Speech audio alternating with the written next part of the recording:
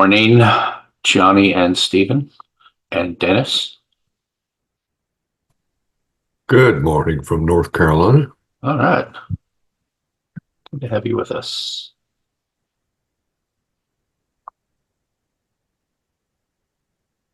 Oh, and my speaker's here. That's always a good sign.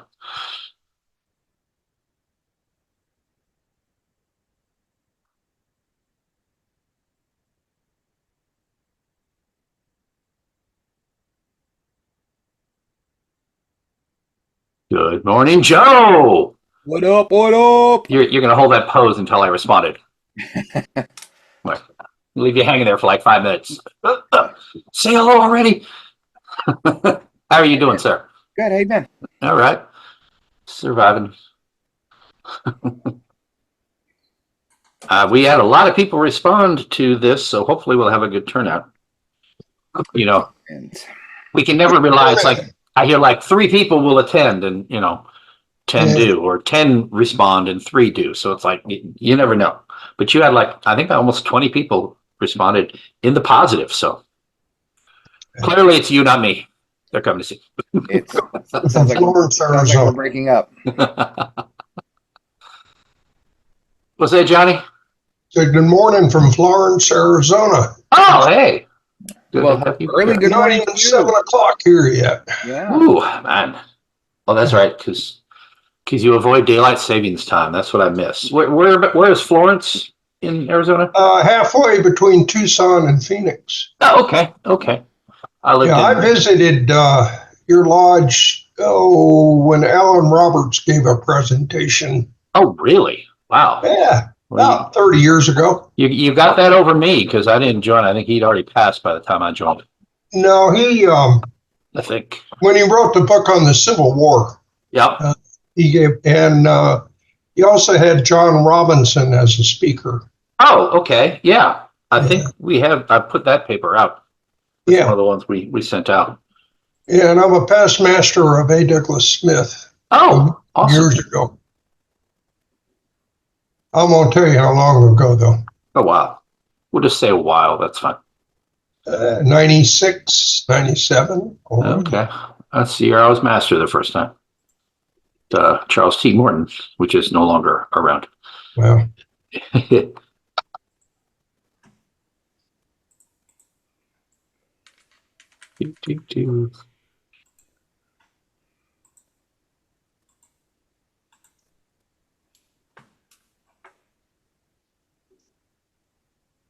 Alan could be quite the curmudgeon when he wanted. Mm-hmm. Yeah. I wish I would have met him. I've read a lot of stuff from him, from Stuart Minor, some other people who were heavyweights back then. Yeah, Alan had a few opinions. Yeah. Well, we admire that. Oh, absolutely. I lived in Arizona for a time. I was in Phoenix in like 2001. And what I loved about it was they didn't go along with daylight savings time. So that's why you're 3 hours behind us. Phoenix has gotten to be a very big place. Yeah, I know. It's like most of like Maricopa County is like a third of the state, it seems like, and it's all Phoenix. It is. Like, wow. Yeah. And, but I loved it because we're from Virginia and my wife's family's here. So when we moved there, I could stop setting the clocks. I only had to remember when she had to call her mom, was it 2 hours or 3 hours ahead? That's the only thing we had to worry about with daylight savings time. Next time you come to Tucson, you ought to see the Egyptian room in the Scottish Rite Temple. Oh, that sounds interesting. That was a Rex Hutchins project. Oh, yeah. Yeah. Awesome. Yeah. We lost him to cancer a couple of years ago, which was a sad day. Oh, yeah. He was a prolific writer. Yeah, very interesting. He'd get in an argument with you and then he'd switch sides halfway through before you even realized what he had done. That's funny. I like that. Morning, Paul. I'm sorry, I didn't even cut you off, Johnny. Go ahead. You were saying, Johnny? I'm sorry. Oh, no, Rex had a habit of changing sides in the middle of a discussion, and you would rattle on and he'd just be looking at you and you realize, oh. Right. So it was fun. Yeah. We had some interesting characters in this brotherhood for sure. I wouldn't trade any of them. Out. Leaves next. How you doing this morning, Paul? Paul is looking for his mute button or something. Good morning, Dennis. Didn't hear from Dennis yet. How you doing, Dennis? Nice to have you with us. Good morning. Where are you joining us from? Tampa, Florida. Oh, another one. Oh, Florida. Awesome. Good. Well, our regular co-host is not going to be with us today, so I've got to do double duty. I need to get more people trained up. It's not hard being my co-host. It really isn't. But Paul, are you with us yet? Looks like he's searching for something. Maybe he'll have his speakers up. Paul, can you hear me? Now I can, but I was trying to get you on my headphones. Okay. Good to have you with us, sir. Paul, would you mind being a co-host? All I need to do is let people in when they come. I'm still trying to get this audio fixed. Okay. All right. No sweat.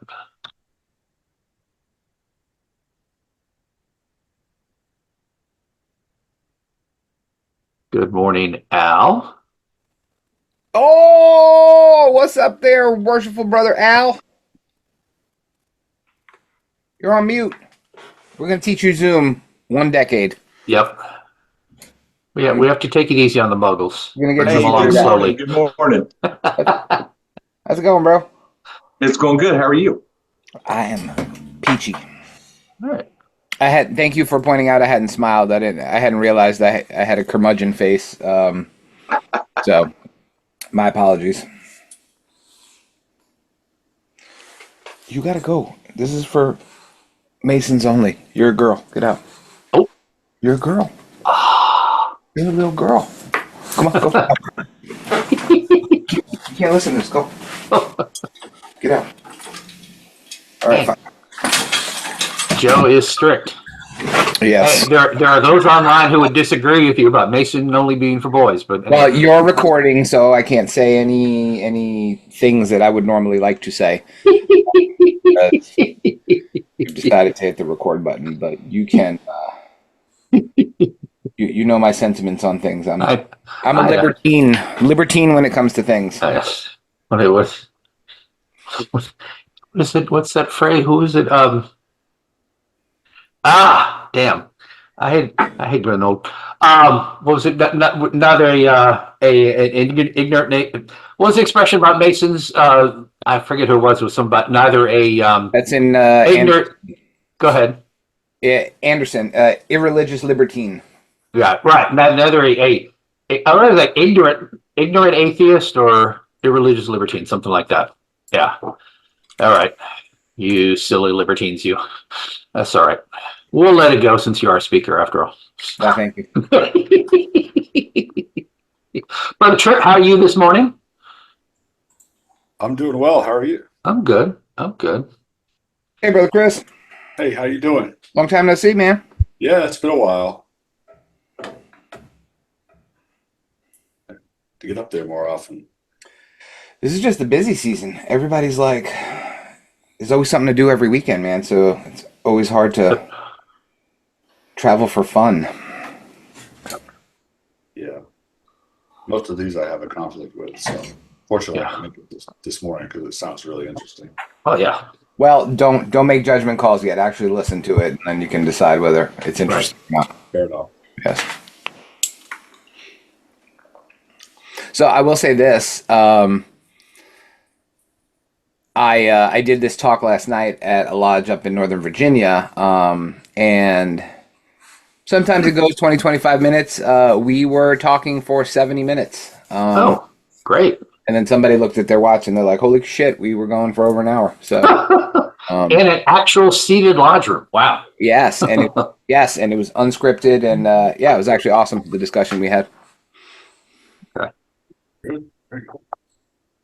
And no one died, right? No one died. No one died. What? Wow. No one died. No, actually, Joe, I've kind of got another motive for listening to you also, because I'm the degree captain for the 13th degree at Scottish Rite. So this is And nice. for our non-Scottish Rite brothers, what is the 13th degree? The 13th degree is about Enoch. What's the name of it? Oh, wait a minute. Hold on. Geez. You caught me and I went brain dead. Like a Royal Arch of Solomon, I think. Who said it? Yep, the Royal hold Arch on. of Solomon. Masons of the Holy Royal Arch of Solomon. Yeah. We call it the Royal Arch of Solomon. Yeah, it's funny. In the 32nd degree, I can say this much.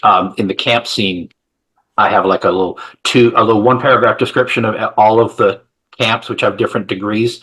And I noticed that in all of them, you say, this tent is the 13th, or, this tent is the 6th. And then I'll say, confidential secretary, whatever. I'll say the number and then the name of the degree in that little paragraph.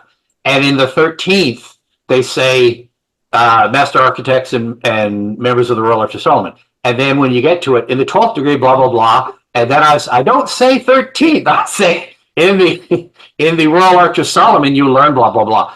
So it's like we don't say 13, like it's unlucky, which is kind of funny. Because all the other ones, I make sure I say the number and the title. And that one we mentioned, we don't say 13, which is, I'm surprised we are superstitious. But anyway. By the way, let's see. Joe or Chris, if by chance either of you are available next Saturday, A. Douglas Smith needs a speaker, and I was hoping to fill in. They apparently had someone drop out, and I can't make it. So I said I'd try and look around, see if I can find someone. Where do they meet? They no longer meet at they no longer meet at the Masonic Temple. They meet in I can look it up real quick. They meet somewhere else in Northern Virginia. Let me look. Yeah, I'm 90% certain I'm going to be out of town that weekend. Okay.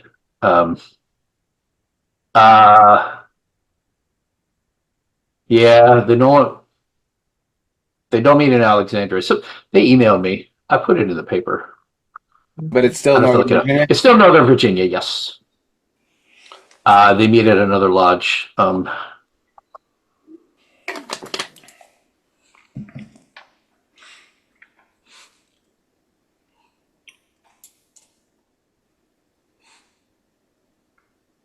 Let's see. Yeah. All right. I can't find it. Yeah, they made another lodge up there. I can't remember right now. The master's told me like several times, and I didn't. It's in an email somewhere. So they moved out of the memorial for some reason, and I guess they found a lodge maybe they can meet for free or something. Or some reason. Some valid reason. The rent for bodies there is outside the window of organizations that are not very well funded. I see. So yeah. Okay. Well, I figured it was something like that. Oh well. Any chance you might be able to go, Joe? Send me the deets. I may. Okay. What time do they meet? They meet at 10. That would be awesome. I may have a funeral to attend. Okay. Well, I was going to email my peeps today and see. Shoot me the details. I will do that. I don't want to take up. I just want to mention that. I don't want to take up too much of our time here going with that, but I appreciate if you can. And I know you two are local. More to Alan. If Alan gave papers, I'd ask him to go. Alan, you don't actually present papers, do you? Or have you? No. You don't even talk. Man, let him get a word in. Oh, are you talking about me? Alan, no, Clark. Oh, okay, yeah. Well, Alan. There we go. I'm unmuted. Okay. Alan Clark. Do you present papers? Have you written any papers? No. Okay. I got two in process, but none completed. All right. Well, I'm not ashamed. Al Leathers, do you live in Virginia? Or you know No, somewhere else? I'm in Wilmington, North Carolina. Oh, North Carolina. Oh, okay. Mm-hmm. Well, you can always drive. No, just kidding. Are you, Hey, he we Well, I was was a, noticing, actually, I'm a member of that lodge. Haven't been in years or participated. okay. But kind of Okay. like Joe was saying, it's the dues are like crazy low. They're like $15 a year. Yeah. All of the research lodges are like $20. Yeah, exactly. Something like that. And Howie Snowden is the worshipful master. So I was going to send a note to him and see where they're meeting. Okay. Howie Snowden? Howie Snowden, Howard Snowden, we call him Howie. Now I knew him from what is it, Herndon Lodge? What is it, 260? What? or I don't remember the name. 264. Yeah. That's where I know him from. So they may meet there, but I am not sure. I don't see anything on their webpage. Okay. is that Yes. the always handsome brother Stephen Lemons? Looks like it. That's me, Brother Joe. How are you, man? Yeah. Long time no Everybody. see. Good to see you. Good to see all of you.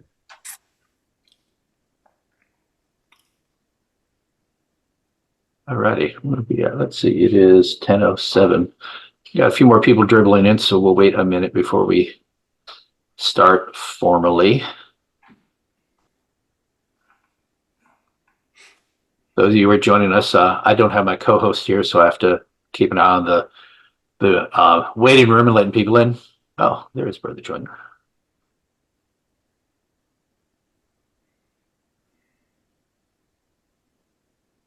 But thank you for having this event. I saw it on somehow on Facebook. I'm from South Carolina, member of the South Carolina Research Lodge and the Illinois Research Lodge. Awesome. Well, we appreciate you being here. Where are you at in South Carolina? I'm near Spartanburg in a Union County, which is about just real close to Spartanburg. Gotcha. And we don't hold that against you, brother Stephen. Thank you, brother. I don't judge based on geography. So Here you go. Other things, but not geography. many other things. Yes. All right. Well, it is a little after 10, so welcome everyone. My name is Chris Douglas. I'm the Senior Warden of Virginia Research Lodge number 1777. This is our unstated meeting for August the 24th of 2024. Thank you all for coming. Brother Joyner, nice to have you join us, my junior warden with us today. Glad to help you. Glad to be here with you, and looking forward to continuing on in Research 1777. Absolutely. Hey, Michael, would you mind being co-host? Just basically let people in the door. Can you do that? I don't know. Okay. Well, we'll try. Okay. There you go. All you do is open up participants, put it in another window, and then it'll pop up at the top when there's someone in the waiting room. Just admit them. We admit everyone, but we have a waiting room anyway. I guess if we wanted to get strict, we could, but. Hey, And before Joe gets started. oh yeah, we're gonna flip flap for a few minutes. Don't worry. Yeah, it's the Elmer Timberman Lodge. That's it. No That's idea. it. I knew it when I heard it. And Okay. do you have the city for that, or It's Arlington. No, I don't. That's Annandale. Annandale, sorry. That's it. Okay. Arlington Junior. yes? I guess it's you mentioned someone did, Brother Lemons, I think it was, said who the master's name was. I guess I'm getting emails from the secretary, Brother Casey. Yeah. Okay, that's who's been Yeah. emailing me. Howie Snowden or Howard Snowden Is the master this year? is the Okay. master. Yeah. And I lost track of my stuff. There they are.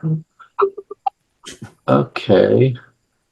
I'm going to put in the chat for you all our couple of URLs and such. We have our Facebook page. If you're not already a member of our Research Lodge group, please join us on Facebook.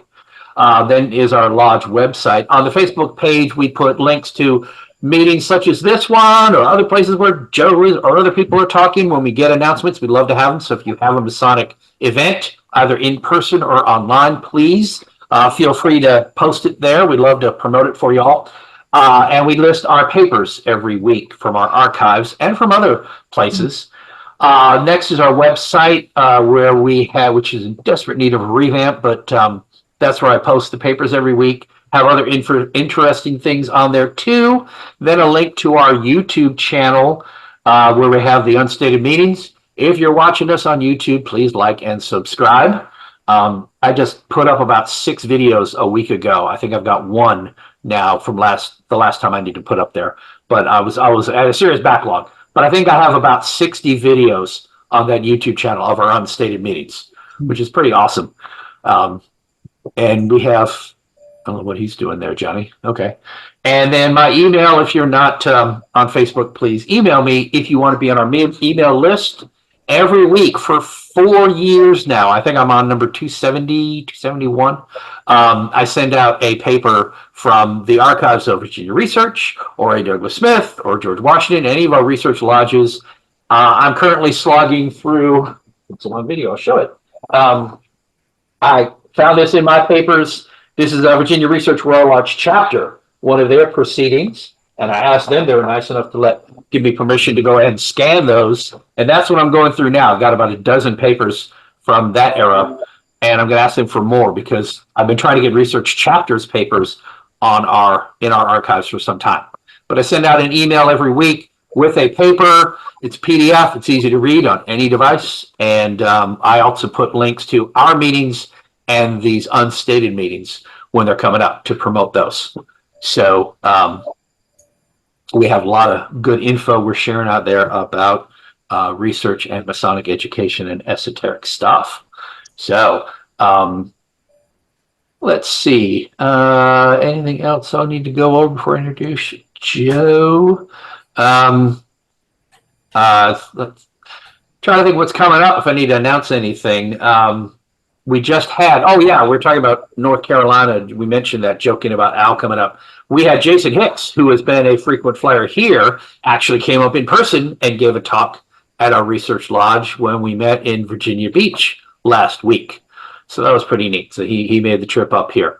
The research lodge, we're based in Highland Springs, which is near Richmond. It's the center of the state, pretty much.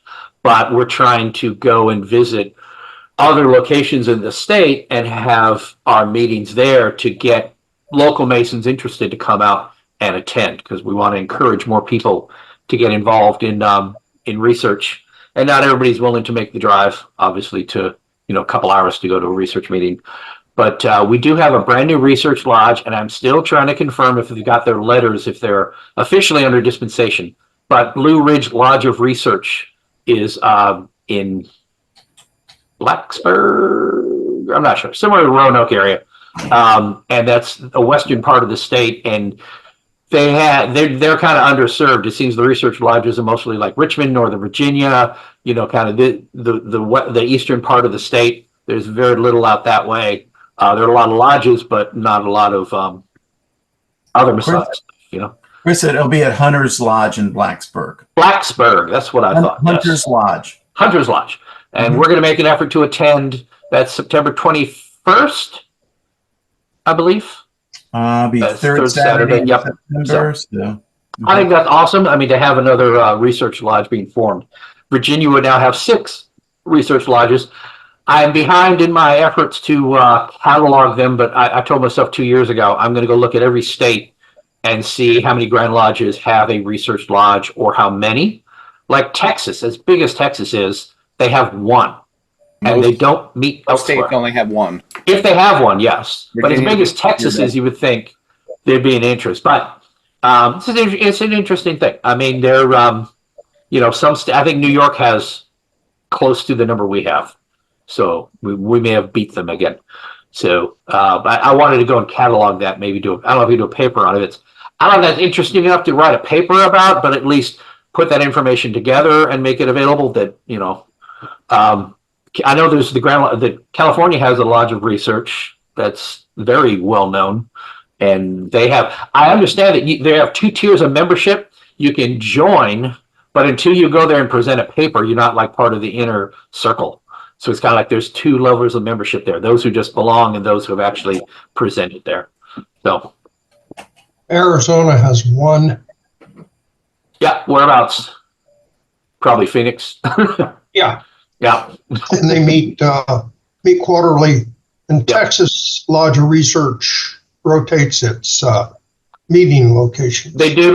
They do meet elsewhere in the state. Okay, that's good. They do. Okay. They're very much around, but Okay. You know, But do they only meet 4 times though, or? yeah, about Okay. 4 times. Before Arizona, I was in Texas, and yeah, they're very relatively active. I'll put it that way. Yep.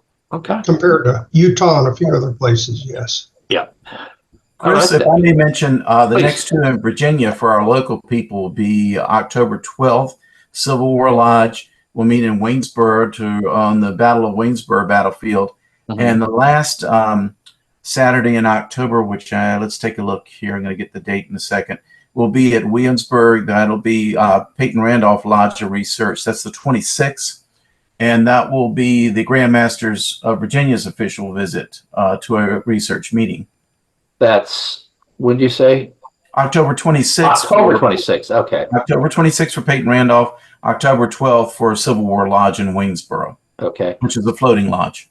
Yep. I know there was somebody invited me to something on September 28th, but that's the weekend of the Scottish Rite Conference in Richmond this year. So looking forward to going to that instead. Always love the Scottish Rite conferences. If you're in Scottish Rite, the conferences are one of the biggest selling points to me. It's much more fun than Grand Lodge. I'll say it. It's more fun than Grand Lodge. It really is. It's much more social. We get to meet a lot of people from all over the state.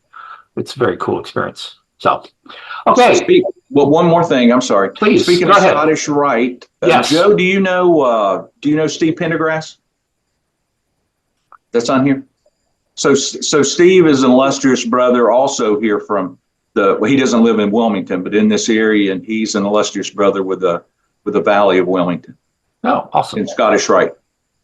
But I just, he's on here too. I didn't know if anybody knew. I don't Steve see or his not. face, so I don't know if I've met. I know.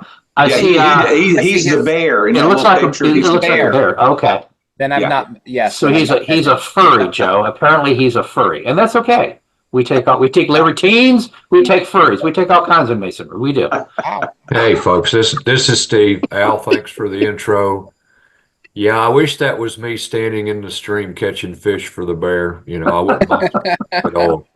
I just thought that was a cool cover photo. Absolutely. Nothing wrong with that at all. Good morning, everybody. Wow. Good morning. I think I need to update my cover photo. That's from that's my Don DiMalea picture. That's from we had when the Spirit of Norfolk before it burned. Which unfortunate. There's a local tour boat that in the Elizabeth River, and the DiMaleas had a Brotherhood weekend, and we went out on the boat, and it was really cool.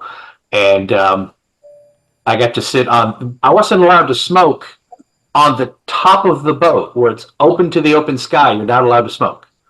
I don't understand that. But I could sit on the second deck in between the covered area where the dining room was and then the upstairs open deck, and the kids just kind of roamed up and down the steps. So I just sort of sat there, looked out the fantail, and watched the cities go by and had a nice smoke. So had someone take a picture of me out there. It was one of my faves. Anyway, I think there was something else I was going to mention, and now I can't remember. So okay then. Yeah, so I'm going to go ahead and introduce our brother Joe Martinez, who will tell us all about himself, and then after about 10 minutes, he'll get into his speech. Take it away, Joe. Did you say take it away, Joe? Yes, take it away, Joe. Okay. Well, I don't want to introduce myself, but hi Okay. everybody. I'm sorry. And before I introduce you, do you need to share? Do you have a presentation? I do. Yeah. Let me. Okay, let me do that. See, I finally remember to ask before I say go ahead. So yeah, you've got permissions to share. Okay. All right, Brother Joe, take it away. Hi everybody. Good morning, Brother Joe Martinez. Let's see. I am primarily this week a Virginia Mason, past master of Manassas Lodge, number 182 in Manassas, Virginia. Member of many other jurisdictions, some of which I'm actually looking at brothers from other jurisdictions that I am members with. But yeah, I'm a joiner, so I've joined lots of things, lots of lodges, lots of organizations, and yeah, I want to thank Worshipful Brother Chris for having me here. I think this is my second or third time here at the unstated meetings. I think we were doing them a lot more when COVID was rampant, Yes. when you got this ball kicked off. But yeah, love being here. I love the Research Lodge concept, and I'm a big fan of it. And I live in a jurisdiction where we have many research lodges. So yeah, I think it's very cool. But as I'm jibber jabbering, I'm going to try and share my screen here. And somebody give me a thumbs up if they can see it. You're good. All right, right on. So with that, yeah, yeah, don't feel like doing any other real introductions, but yeah, if for those who don't know me, I am one of the newer hosts on the Masonic Roundtable, which is one of the most popular Masonic podcasts that are out there. We stream live Thursday nights, 9:30 Eastern, and you see me around some other places on the Facebook and the TikTok and things like that. But enough about me. Let's get started with a conversation about this interesting young man named Enoch. So if nobody has any questions or anything, we'll go ahead and get started. So today, we're going to talk about one of the most popular yet least understood and even written about biblical figures who's named Enoch. And I say least written about because, as we're going to see, there's very little written about him in what we call canonical literature that most Western religious systems are accustomed to. Okay. So we're going to take the story of Enoch, or the stories about Enoch, from a historical perspective, then from a religious and a historiographical perspective. And for those who don't know what that means the history about history. Okay. Then from a symbolic perspective, and then one of our most favorite as Masons, an allegorical perspective. So those are going to be the markers on our journey today through the story of Enoch. So the overall purpose of this presentation is to describe the different aspects of Enoch, or the Enoch legend, or the mythos, which means story, how he shows up in different books and different records of antiquity, and finally, how we've taken these different aspects of these stories and incorporated them into more than one Masonic legend that we know of today. So you're going to be surprised to know that more parts of the Masonic legend, and even some of those legends or allegories that are used in other initiatic systems, come from the less widely known stories about Enoch than from the quote-unquote canonical ones.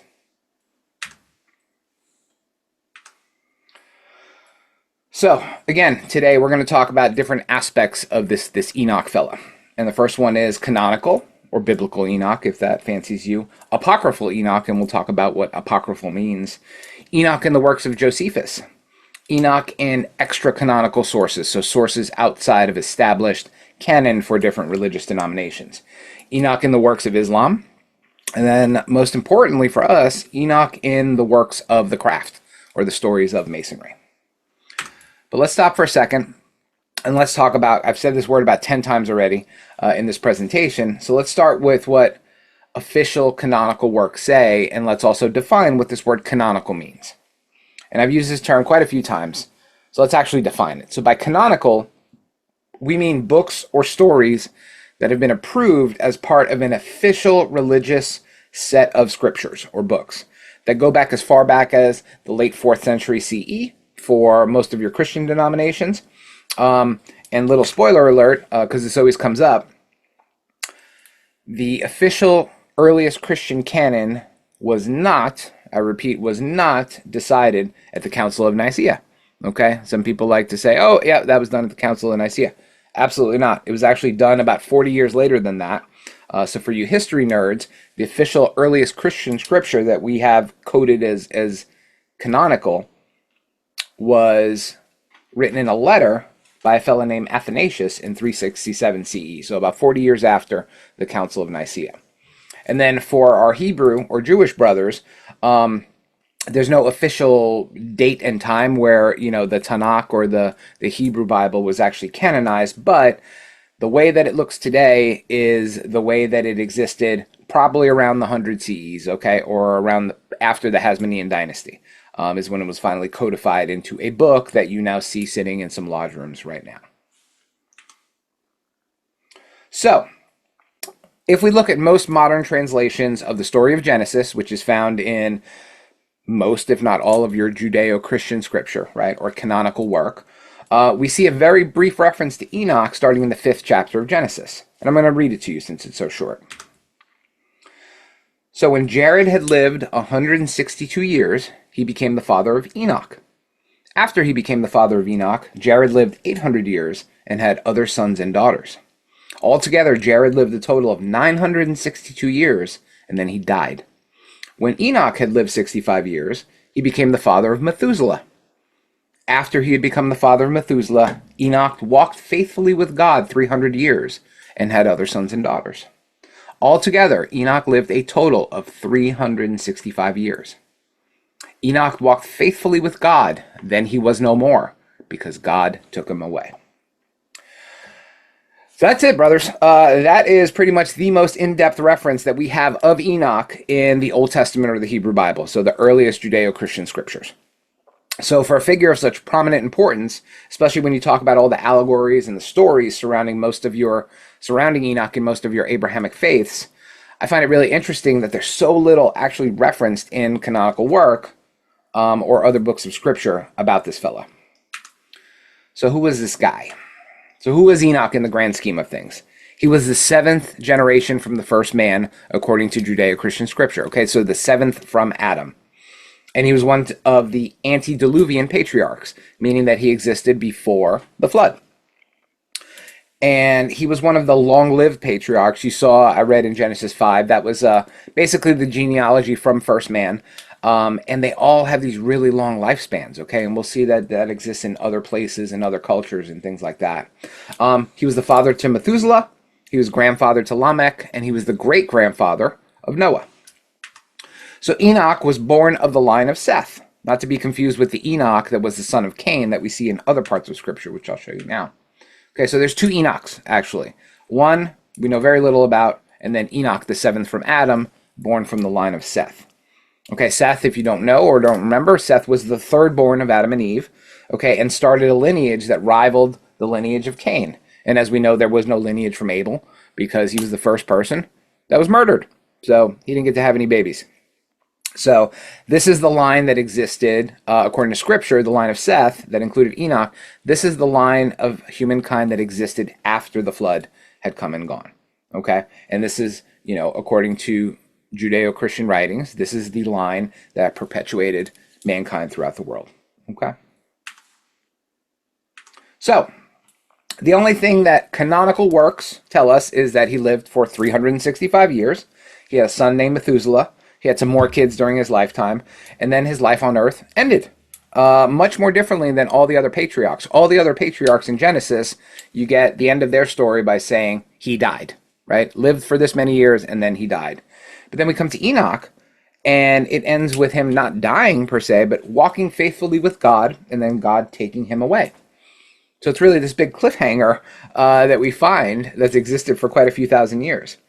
Most religious and historical scholars agree that since Genesis makes no statement about his death, that Enoch was transmuted or transmitted while still alive to heaven with God. And the scriptures implies that he did not experience this traditional mortal human death.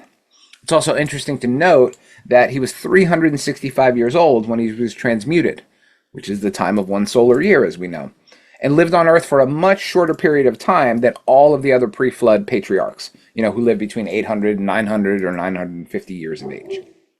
So let's talk about that, these long ages of people. So after the flood, the lifespan of both the patriarchs and other biblical figures, as well as other prominent figures in world cultures, became much closer to the lifespans that we see today. But this was not unique to the story in Genesis. Most other ancient cultures, especially in the Near East, those that recorded things like king lists and other stories about important people in their histories, also had very long lifespans, who reigned for hundreds, if not thousands of years. Okay, we call these, in most other cultures, ancient king lists. So they're list of kings or list of royalty that lived for hundreds, if not thousands of years. So let's talk about more recent in the grand scheme of things, right? Let's leave the Hebrew Bible or the Old Testament. Let's move to canonical Christian scripture. Okay, so he does show up, this particular Enoch does show up in a couple of references in what Christians call the New Testament or the Gospels. Okay, he shows up in Luke, in Paul's letter to the Hebrews, and to the Epistle of Jude.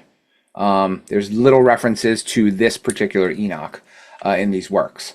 So the references in the Epistle of Jude is one that should interest us the most, and where we start expanding this story about who the heck this Enoch person is. So the Epistle of Jude, or the letter of Jude, is the second to last book in most Christian Bibles, and was written or committed to writing sometime around 60 to 110 CE, is what most scholars think. Okay, so around the 1st century of the Common Era. Often attributed to Jude, who was the brother to James the Just, which would also make him a brother of Jesus. That's who this letter is attributed to. The 14th and the 15th verses of this epistle take a quote, almost exactly, but not verbatim, from a non-canonical source. This is where our story starts to diverge into the non-canonical. And it takes the following dialogue, which I'm going to read to you.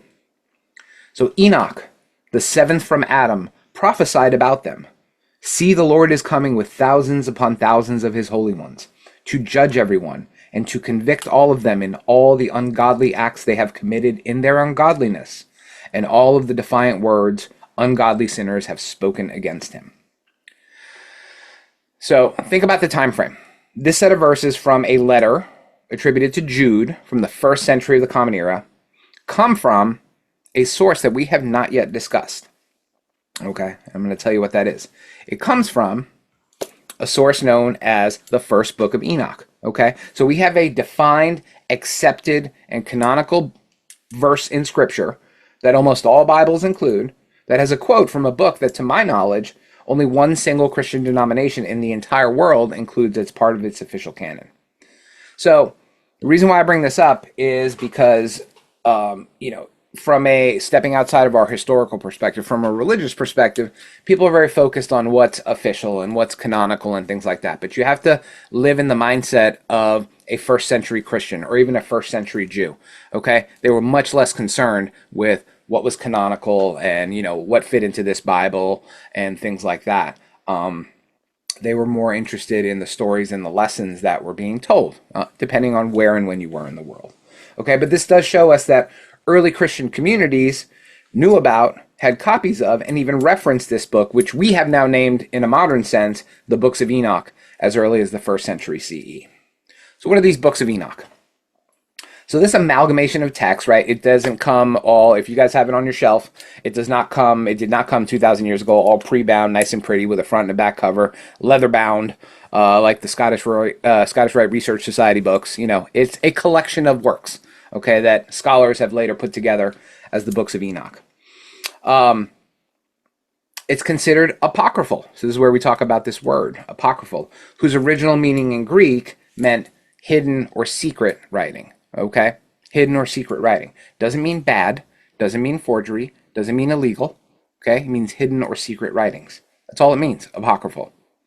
I know we use that term, especially in religious settings, in a very negative sense, but that's not what the word means. Okay, and it comes from the Greek, apokryphos. So this text, or this group of texts that comprise the Books of Enoch, contain over 100 chapters of stories. So it's not a small piece of work by any means. So the Books of Enoch, when we say that term, refer to, for the most part, 1st Enoch, which is the oldest of the 3 books that are named after this antediluvian patriarch. Just to mention them briefly, there is a 2nd Enoch and a 3rd Enoch, but most scholars agree that these were expositions or expansions or later works based on 1st Enoch. Most historical scholars have come to a consensus that the older sections of 1st Enoch, the oldest sections, were written between the 4th and the 3rd centuries BCE, and the later parts of 1st Enoch between the 2nd and the 1st centuries BCE. Okay, so this is all BCE time period, for the most part, where we have found extant fragments of 1st Enoch. 2nd Enoch, we'll talk about briefly, was written sometime between the 1st and the 10th centuries of the Common Era. And it contains stories about Enoch, primarily about him traveling through the 10 levels of a geocentric cosmology. What's geocentric mean? Earth-centered cosmology, right? So the Earth is the center of the universe, and there were basically 10 spheres that Enoch traveled through. The oldest copies of 2nd Enoch that have been found, again, this is all Common Era. There's none that's been found Old Testament era or before Common Era. Okay, all of the copies that have been found, the oldest copies, were written in Church Slavonic. And where do we hear the Slavic languages, right? In Church Slavonic, where do we hear? In the Balkans, in Russia, in those parts of the world, okay? But they're found there. Church Slavonic or Slavic, again, is the liturgical language, right? Not the regular everyday spoken language used by the Orthodox churches in Russia, Belarus, Serbia, Ukraine, Poland, and a lot of other Eastern European nations. Okay, so most copies of Second Enoch are found in this language. Third Enoch was committed to writing, most scholars agree, no earlier than the 5th century CE. Okay, so not very much of it is found in quote-unquote BCE or Old Testament time period. Okay, and it's been found in Greek, Latin, and Hebrew, and expands on the story of Enoch of walking with God. We actually find out what that means in this piece of work. And it tells the story of Enoch's ascension to the heaven in a chariot, his transformation from a mortal man into something else, and also receiving the secrets of creation, or the divine secrets, from God. Okay, this is where it's actually written in 3rd Enoch. But let's go back to 1st Enoch, which is the oldest and the most relevant set of books for our discussion. Versions of 1st Enoch, or fragments of data that contain 1st Enoch, have been found in Latin, in Koine Greek, and even in Aramaic. Okay, so it's certainly plausible to believe that post-Second Temple period Jews, okay, if we're talking about post-Second Temple, that's like 5th and 6th century BCE, right? After the first temple was destroyed, and then the second temple was started to be built. If you're a Royal Arch Mason, you've heard this story before. Okay, so that's the time period we're talking about. So it's almost a certainty that these post-Babylonian captivity Jews had access to these texts and knew what these texts were, and these texts were being shared and being read about.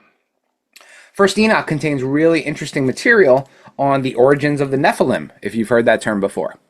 Okay, this is where you hear about the story of the Nephilim, okay, and why the angels fell from heaven. Okay, something that Genesis does not talk to us about, right? We all have this idea or this concept of why angels fell and things like that. But if you look at the oldest text in the Torah, or the first 5 books of the Bible, or the Hebrew Bible, that's not mentioned. Okay, that's all expositions that happen later, many of them in the New Testament. Okay, but here in 1st Enoch, again, written around that period, we hear the story of why angels fell from heaven.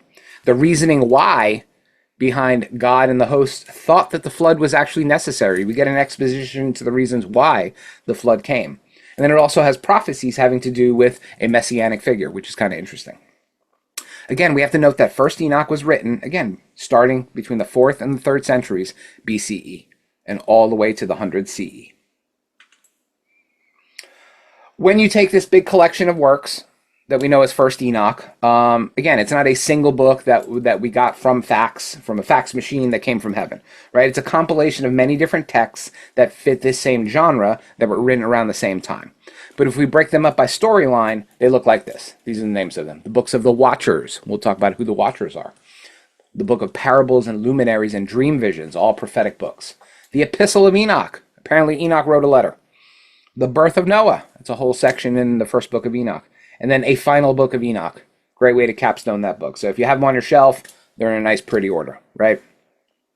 Full manuscripts of 1st Enoch, this is most interesting, are written in Ethiopic, okay? And the first book of Enoch is a canonical book in the Ethiopian Christian churches, okay? We have copies that go as far back as the 13th and the 14th century CE, entire copies of the book of 1st Enoch in the Ethiopic Bibles. Okay. Ethiopic is that church language, much like Latin is to Roman Catholicism, right? So it's not the spoken everyday language, it's the church or liturgical language, right? Copies of the works that are found in Ethiopic Christian Bibles were also found in Cave 4 of Qumran, okay, part of what we now call the Dead Sea Scrolls. And archaeologists and religious scholars have counted over 85 separate copies of what we call 1st Enoch found in that recovery. So, what's in this story, okay, and why are we talking about 1st Enoch so much? So basically, 1st Enoch expands on the first verses of Genesis 6, where it talks about the children of God, or the Benai Elohim, people who fathered the Nephilim. We've heard this already before, who fathered the Nephilim. So who were the Nephilim?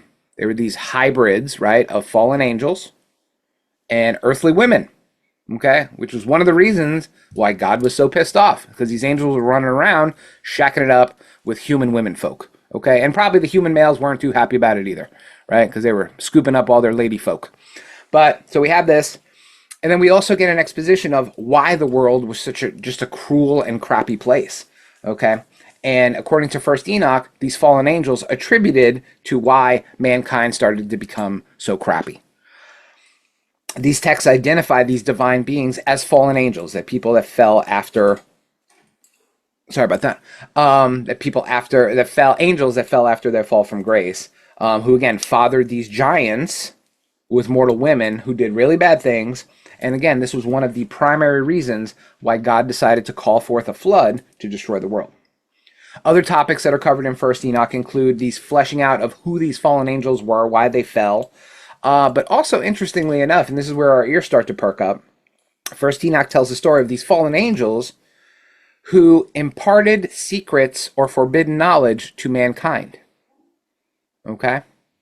Divine knowledge that they held, that they imparted to mankind. And according to First Enoch, it was evil knowledge. Things like sword making, sorcery, and this is where it starts to get really weird why it's evil. Astrology, astronomy, metallurgy, mathematics, and the sciences.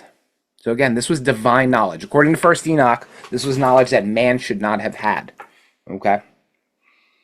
This is also one of the earlier Hebrew texts that identify the 4 archangels by name. Okay? For you brothers that are of a Christian denomination, and you can put this in the chat box or we could talk about it after, I want you to tell me where in the New Testament all 4 of the archangels are listed by name. And I'll give you the answer after this presentation. But here's one of the earliest Hebrew texts, again, not part of canon, that name the 4 archangels.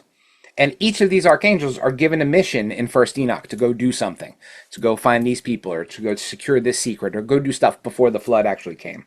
One of them warns Noah about the approaching flood. So you can guess who that person was, or angel was. Another was sent to imprison all the fallen angels in a fiery place of darkness before the deluge. One was sent to destroy the Nephilim. And another archangel was sent to imprison the ruler of these fallen angels. So this place of fire and darkness is one of the earliest writings that we have outside of the Christian concept of a fiery hell. Because earlier Hebrew works don't really talk about a fiery place of damnation and stuff like that. That's mostly a Christian concept that has come into light and was exacerbated by people like Dante Alighieri and the Inferno and things like that. That's where we get our modern conceptions of what hell is. But again, it's also worth noting that this picture of hell that most people think about, again, does not come from the traditional Old or New Testaments, right? Revelation has some light references to it, but most people's imagined view of hell comes again from works like the Inferno by Dante Alighieri. So Enoch in this story is sent as a prophetic messenger to warn the watchers that God was coming, and he was pissed with them, and he was going to destroy the earth. So in summary, First Enoch is really one of the earliest apocalyptic texts that we have in all of Judeo-Christian writing. It precedes the traditionally oldest Old Testament or Hebrew Bible, apocalyptic, sorry, there's too many A words, Book of Daniel, which is usually considered the earliest apocalyptic text found in the Old Testament. Okay, but it precedes it by about 200 years. And the earliest sections of First Enoch, again, those were written around the 3rd or the 4th centuries BCE. So let's leave canonical scripture and let's move into historical works.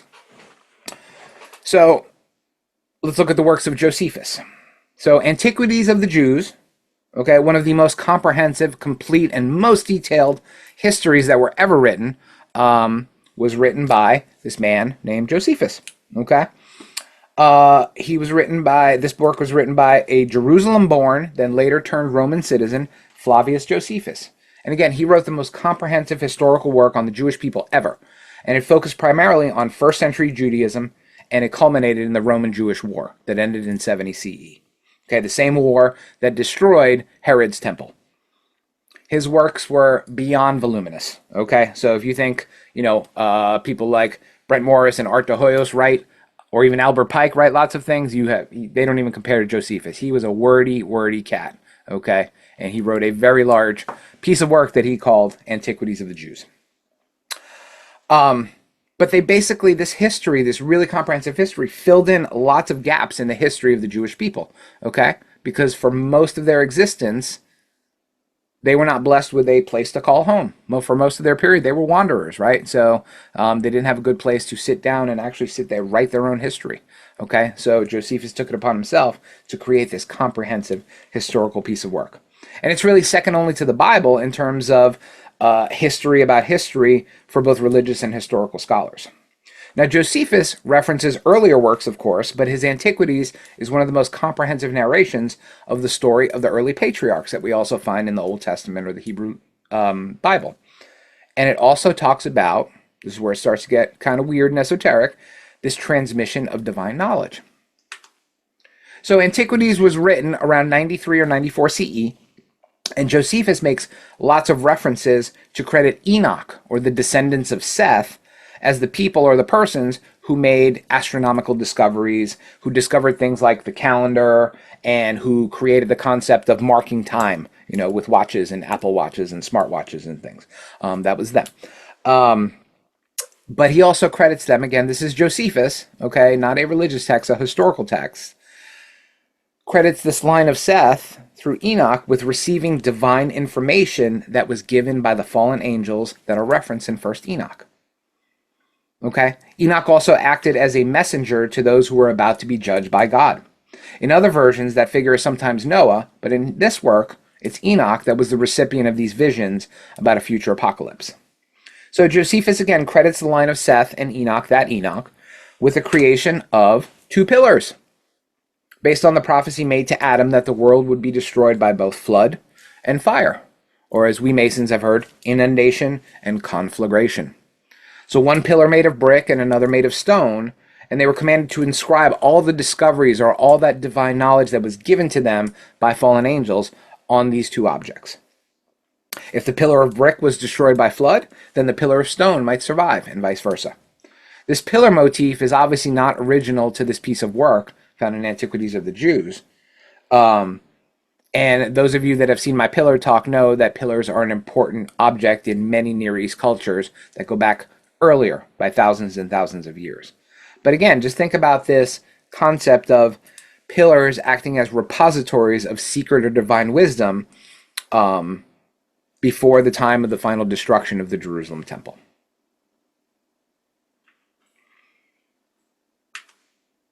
So let's leave history and move to commentary and other works that are important to people.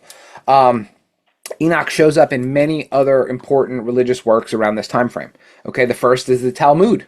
Okay, and if you don't know what the Talmud is, for those of you that are not Jewish, you have the traditional Torah, which is the first 5 books of the Old Testament. Okay, then you have the Tanakh, which is all the writings of the Hebrew people, right? The Torah and the writings and the Nevi'im and the Ketuvim, okay, and the prophets. Then you have the Talmud, which, depending on your Christian denomination, they are called basically commentaries. So commentaries about the actual Word of God.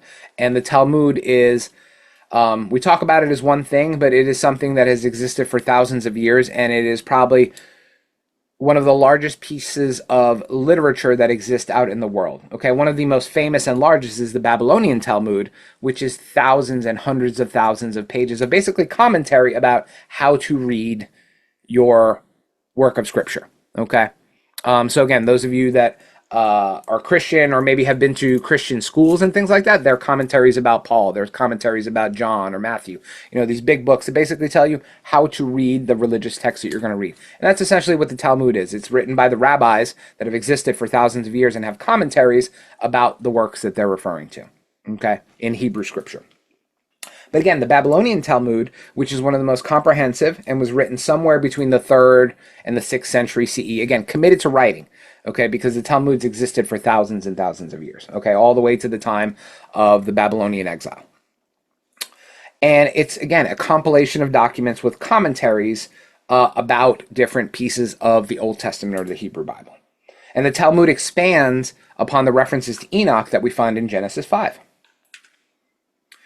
We have another set of writings, okay, that may be of more interest to Masons, known as the Hekhalot literature. And it's not the Talmud, it's not commentaries. These are specifically Jewish esoteric and revelatory based texts that were produced during the time of the Babylonian captivity. okay, according to legend. They were committed to writing between the 1st and the 12th century CE. But again, this is not commentary stuff. This is all esoteric, secret wisdom type of writings that were made by people that had studied the Torah. This specific set of works identifies Enoch, expands on the story of him being a prophetic patriarch and not just a guy that lived for 365 years and went off to heaven. It also defines Enoch as the patriarch who brought knowledge or gnosis to humankind. And it recounts the story of him being brought to heaven, which I'm going to read for you here. Enoch was lifted into heavens on the wings of the Shekinah, where we heard that term before, to serve the throne of glory, and had bestowed upon him wisdom, understanding, prudence, knowledge, mercy, Torah, and all excellent praiseworthy qualities over and above all the angels. Okay, this new angel that was formerly known as Enoch will later be known as the Metatron. You may have heard that name before. Okay, and this is also a story that appears in 2nd and 3rd Enoch. There's other rabbinic sources that discuss this angel Metatron, and most scholars disagree whether the angel Metatron was once a human known as Enoch, but for the most part, the esoteric and the Kabbalistic community regard this angel known as Metatron as the human formerly known as Enoch, kind of like Prince, right? Who's the number 3 guitar player of all time, and I will argue with you on that after this presentation. So let's leave Judeo-Christianity and let's move to Islam. Enoch is also heavily revered in the Islamic community. Referenced many, many times in the Quran, Enoch is not named Enoch in the Quran. His name is Idris, and he's a very important patriarch, or an ancient patriarch and a prophet to our Muslim brothers and sisters. There's also later Arabic mystical works that are not part of the Quran, such as those written by the Sabaeans, that define Enoch as the person who later became known as Hermes, or Hermes the Thrice Great, or Hermes Trismegistus. Okay? So it's these later 11th and 12th century mystical works written in Arabic that make that definition. So now let's come to the part of the story that joins many of the pseudo-historical, religious, and esoteric aspects of the character that we know as Enoch and merge them all together into a story that's used by secret societies or societies with secrets that many of you are familiar with. Freemasonry references and utilizes much of the symbolism that stems from the stories of Enoch going all the way back to Genesis. Okay, thanks to the work of some brothers that do inordinate amounts of research, we do have some threads to weave together that have been published in official works, many in the Scottish Rite Research Society, that go from the rise of speculative masonry and where these stories of Enoch came from. Okay, but for the most part, these stories of Enoch ended up, most notably, in Royal Arch ritual and Scottish Rite ritual. Okay, but it does inform craft ritual as well. So a common story found in a 4th century work by a Arian church historian named Philistorgus does reference the story of Enoch, which I'm about to relate to you. But it also shows up in certain Masonic degrees if you've been blessed enough to participate or even read them. So to paraphrase this story, during the time of the laying of the foundation of the temple at Jerusalem, the laying of the foundation, some workers found a stone among the others that instead of coming up easily, it was really joined to the foundation of the mountain. So it sat and lived in the mountain. So it took them a lot of people and a lot of effort to remove this stone. And when they removed it, they discovered that it was the covering of a cave, which went deep, deep down into the mountain. So the overseers of the work, they wanted to know what was down at the bottom of this deep cave. So they fastened a rope to one of their buddies. They probably drew straws. And they lowered this poor fella down to the bottom through 9 different caves or vaults. You may have heard that before somewhere else.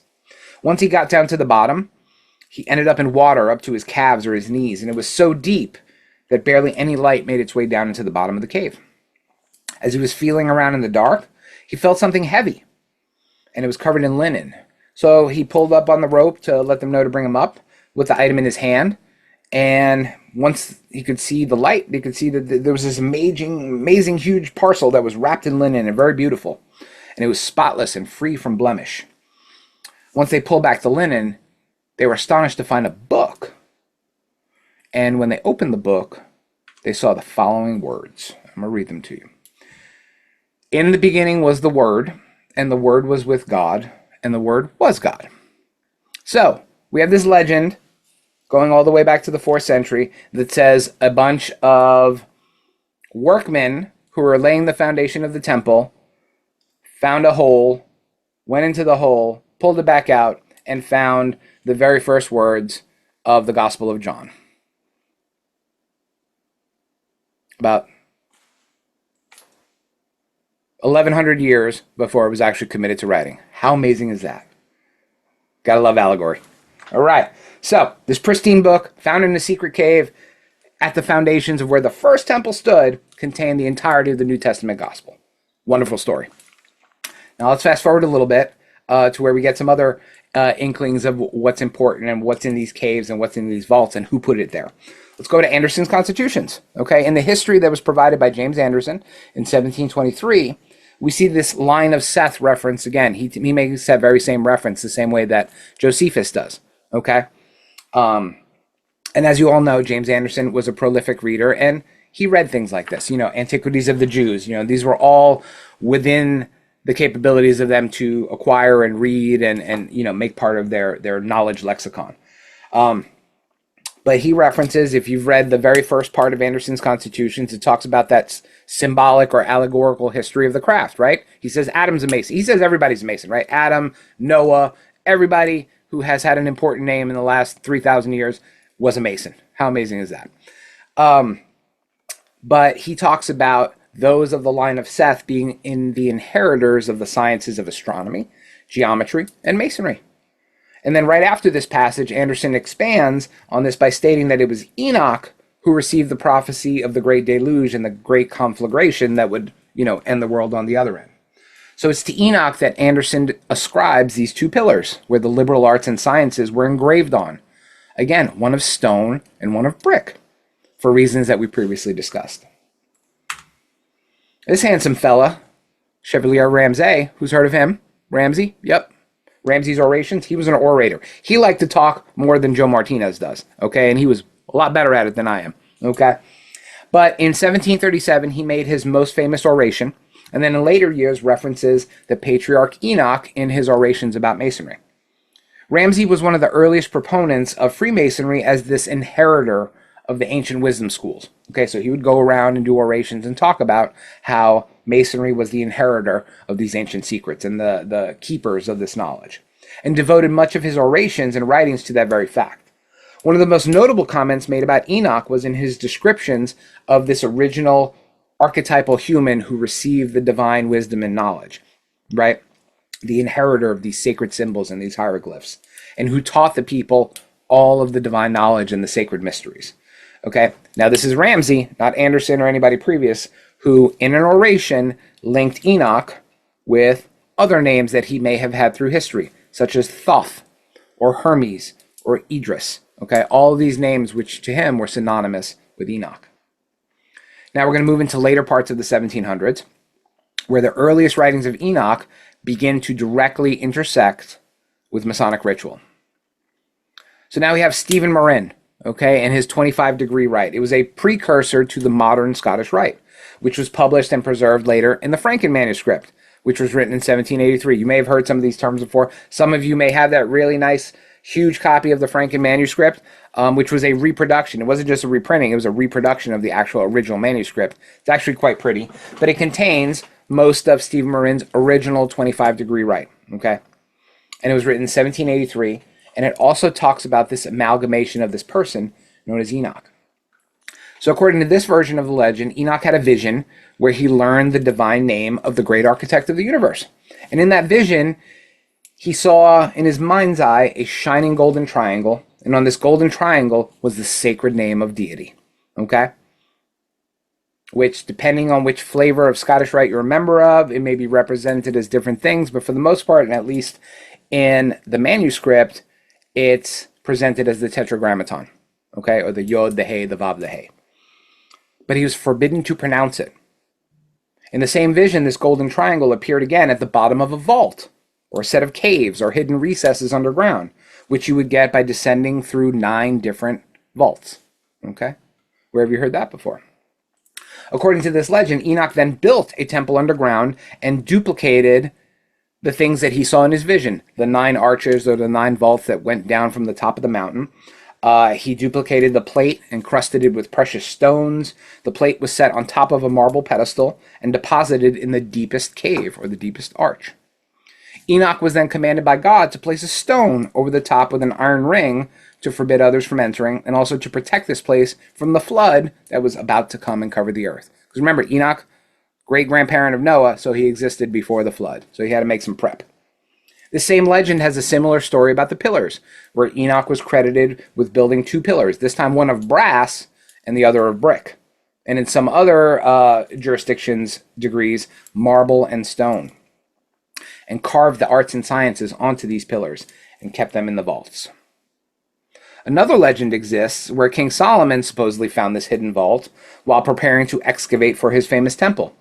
This would place the vaults of Enoch beneath Mount Moriah, right? Because that's where we know where the first temple was traditionally to have been built, okay? But there's a little bit of dissension on where the top of Mount Moriah actually is and where that first temple may have stood. For the most part, the traditional location of Mount Moriah is under the Temple Mount in Jerusalem. So the rest of this legend talks about a similar structure, or at least a vault underneath the temple being constructed to hide these secrets. Okay, and those of you that are familiar with Royal Arch, as well as certain degrees in the Scottish Rite, may have heard bits and pieces of this legend and what you actually find underneath. But it's in 1869 where we find the most comprehensive amalgamation of this legend. It was brought to us by the prolific writer Albert Mackey. So in his ginormous History of Freemasonry, Mackey includes a story of Enoch and viewed this legend as allegory to symbolize certain ethical or religious ideas. And he wrote, and I'm going to read out of History of Freemasonry. Now this is about the stories of Enoch. Their symbolic interpretation cannot be rejected unless we reject the whole fabric of Freemasonry into which they have been closely interwoven. Okay, this is Albert Mackey. So to paraphrase, Enoch, inspired by a vision of the Most High, Enoch is said to have built a system of 9 brick vaults inside of Mount Moriah. The vaults were vertical in nature, and someone entered through the holes from the top of the vault. Inside the 9th and the deepest vault, Enoch placed a block of marble in the shape of a cube, and on top was this triangular plate made of gold, encrusted with stones and engraved with the ineffable name of God. The entrance to this vault was sealed with a stone door and covered with the earth.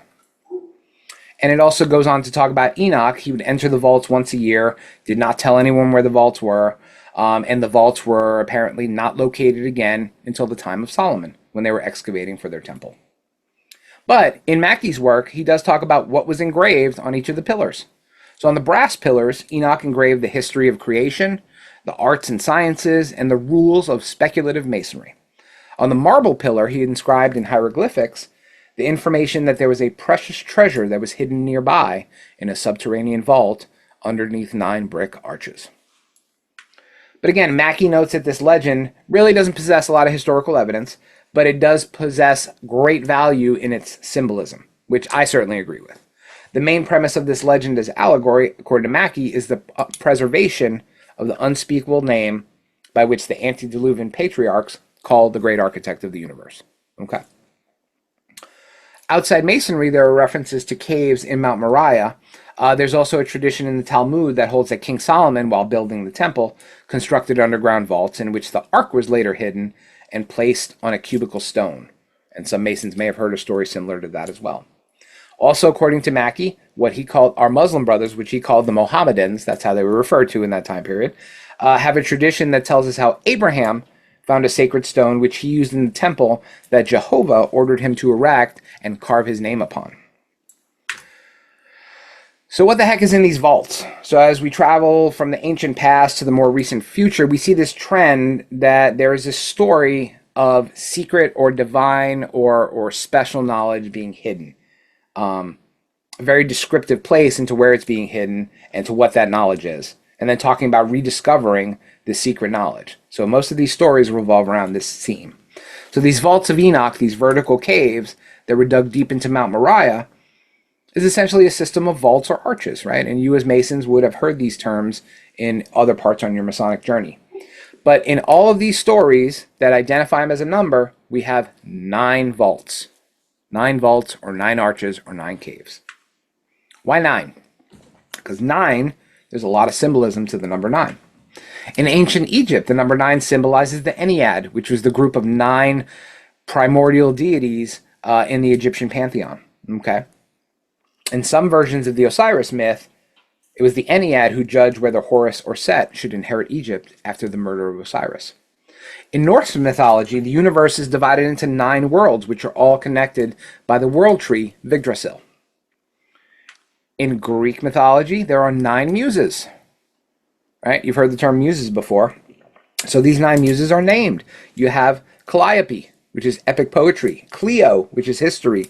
Erato, erotic poetry. Euterpe, lyric poetry. Melpomene, tragedy. Polyhymnia, song. Terpsichore, dance. Thalia, comedy. And Urania, or astronomy. So those are your 9 muses. So when you go visit the Lodge of the 9 Muses, that's what their jobs were. Okay. The number 9 is also strongly associated in Chinese symbolism, symbolizing the dragon, who is a symbol of magic and power and wisdom. There are 9 forms of the dragon, and he had 9 attributes, and he had 9 children. So let's go to the Judeo-Christian worldview. 9 has been and is still considered thrice sacred, and it measures and represents things like perfection and balance and order. Thus, the Hebrews refer to 9 as the symbol of the immutable truth.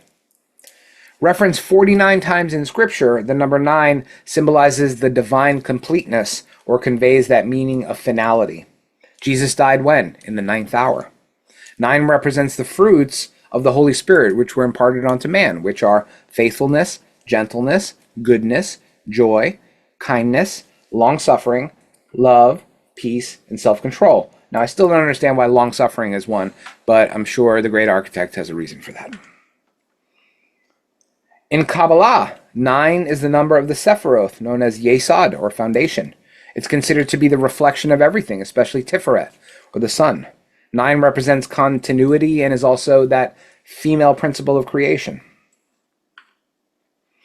So, Joe, what's the point and what the hell is buried inside these vaults and arches? So if we take the more recent legends surrounding the vaults, we can conclude that the secret contained within is that sacred and ineffable name of deity. According to these legends, it was given to the ears of only one single person, and that was Enoch. If we look at other parts of the legend, the secrets within the vault are the divine knowledge that was passed down from divinity to humanity, the arts, the sciences, and the ways to learn about creation. To people nowadays, concepts like music and geometry and astronomy may seem very mundane and not very relevant to your day-to-day living, right? To the ancients, however, they were, and in fact, were the earthly ways that we as mortal beings could attempt to understand or even comprehend that language of creation.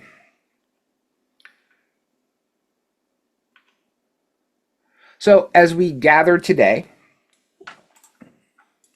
once that video starts. No, we skipped it. That's all right. You don't need to see a video. So, in the beginning, when mankind was in its infancy and our gaze was fixed firmly upon the ground beneath our feet, we were consumed by this immediacy of survival, right? That was our jobs as first humans. Our thoughts and our dreams were only bound by the horizon. But even then, there was this stirring within us, this yearning to understand all these beautiful mysteries of the world around us. So slowly through the ages, our eyes began to lift from the dust and were drawn upwards towards the heavens. We marveled at the stars, those silent watchers in the night sky, and their constellations, and we started to glimpse and understand this order and this harmony that the supreme architect had inscribed on the night sky.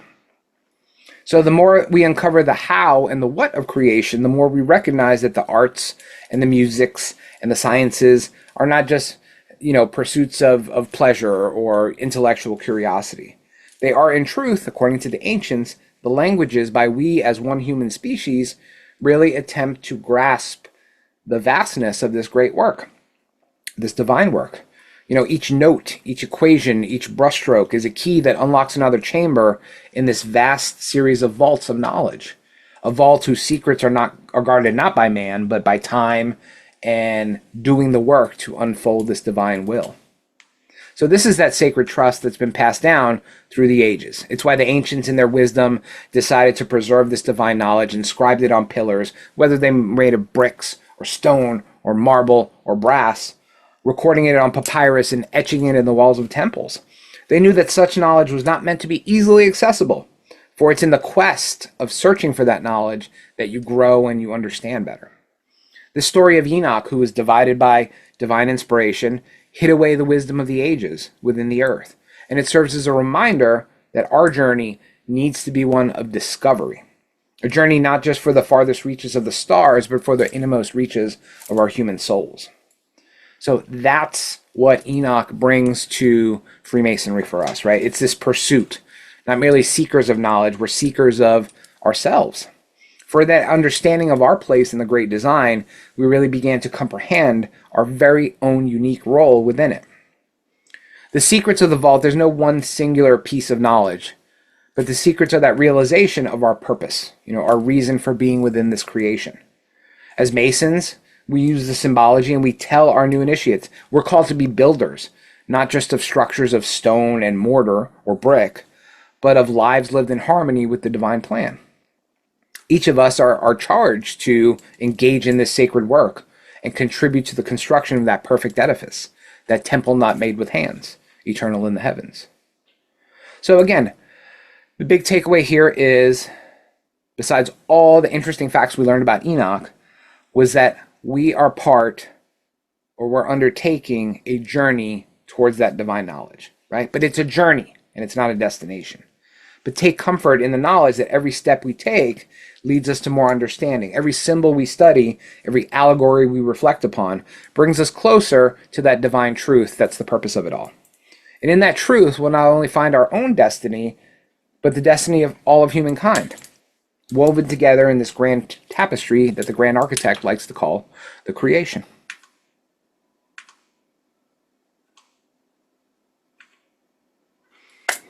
My brothers, this concludes my presentation. Thank you for your time, and I will take your questions, comments, criticisms, complaints, and all things in between.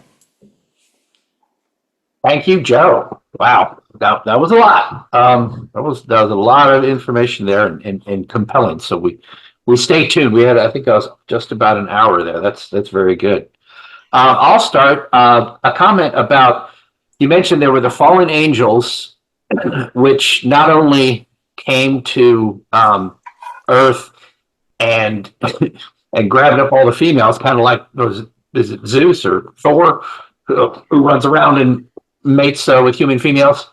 But Prometheus was an Olympian god who took fire and gave it to humanity in the form of technology, knowledge, and etc. So very similar idea that a divine being came down and gave secret knowledge to humans, such as metallurgy and the technology we enjoy that that came from that we weren't supposed to have. That's an interesting point there. The story of Prometheus. So Prometheus was not an Olympian. Okay, he was a Titan. So the Titans came first, right? The Titans they created chaos and order and light and dark, and right. The Olympians were like your tier 2 gods, right? They were the ones that said, "Hey, we're going to manage mankind. You're going to worship us, or we're going to throw fire at you and rape you and do weird shit and all that stuff." Right. So all those things. That was the Olympians. Prometheus was a Titan, so he defied not only the Olympian gods who had very human emotions and did very, very awful things.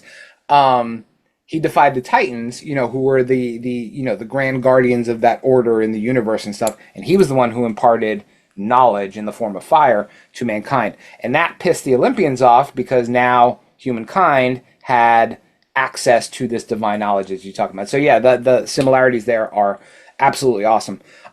What we did not do with Enoch is we did not chain him to a mountain and have a bird eat his liver for all of eternity. So, I mean, kudos to Enoch, I guess. Any question? I have a few others. But any questions from the group, please, Michael?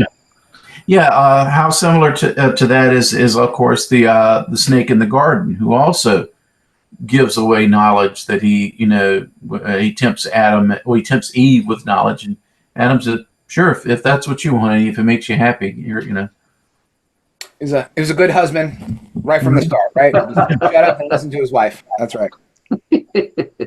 But is that another analogy of this type of character? So interesting. Yeah, I've not. So there's a lot discussed and written about the serpent, right? Right. It says serpent, right? In when you go to your oldest text, it says serpent, and then there's been later additions. And let's take our religious hats off and put our historical hats on, right? There's been later additions into what that serpent represents and who that is. But if you go to the original works of Genesis, it just says serpent, right? And when you read the text, it's interesting. You don't get a sense, if you read it at face value just by the story that it says, you're absolutely right, Michael. He is offering something, and there's none of that negative connotation when you read it, right? Like when we impart a religious significance to it, then it becomes, oh yeah, he's doing a bad thing. But if you actually read the text for the text's sake, it just says, hey, you got this option over here. You can kind of be like God if you eat that apple or eat that fruit or whatever the hell it was, right? So it's interesting how it's played out. But yeah, no, that's. But they were expelled for doing it. So there was, Well, yes, there was a later, when God went to go search for them and say, hey, why are you guys wearing fig leaves? Why are you clothed? All this stuff. This ties in my other comment. You mentioned how you said was it I forget. Who was it you said that claimed everybody was a Mason back in biblical times? Anderson claimed that. Okay. Well, I had a discussion with this young lady I was dating who was a minister, and she's like, oh yeah, really not. Adam wasn't a Mason. I said, hey, and I looked up in the Bible. What did Adam make? He made an apron out of fig leaves. An apron. See? So there you go. First Mason right there.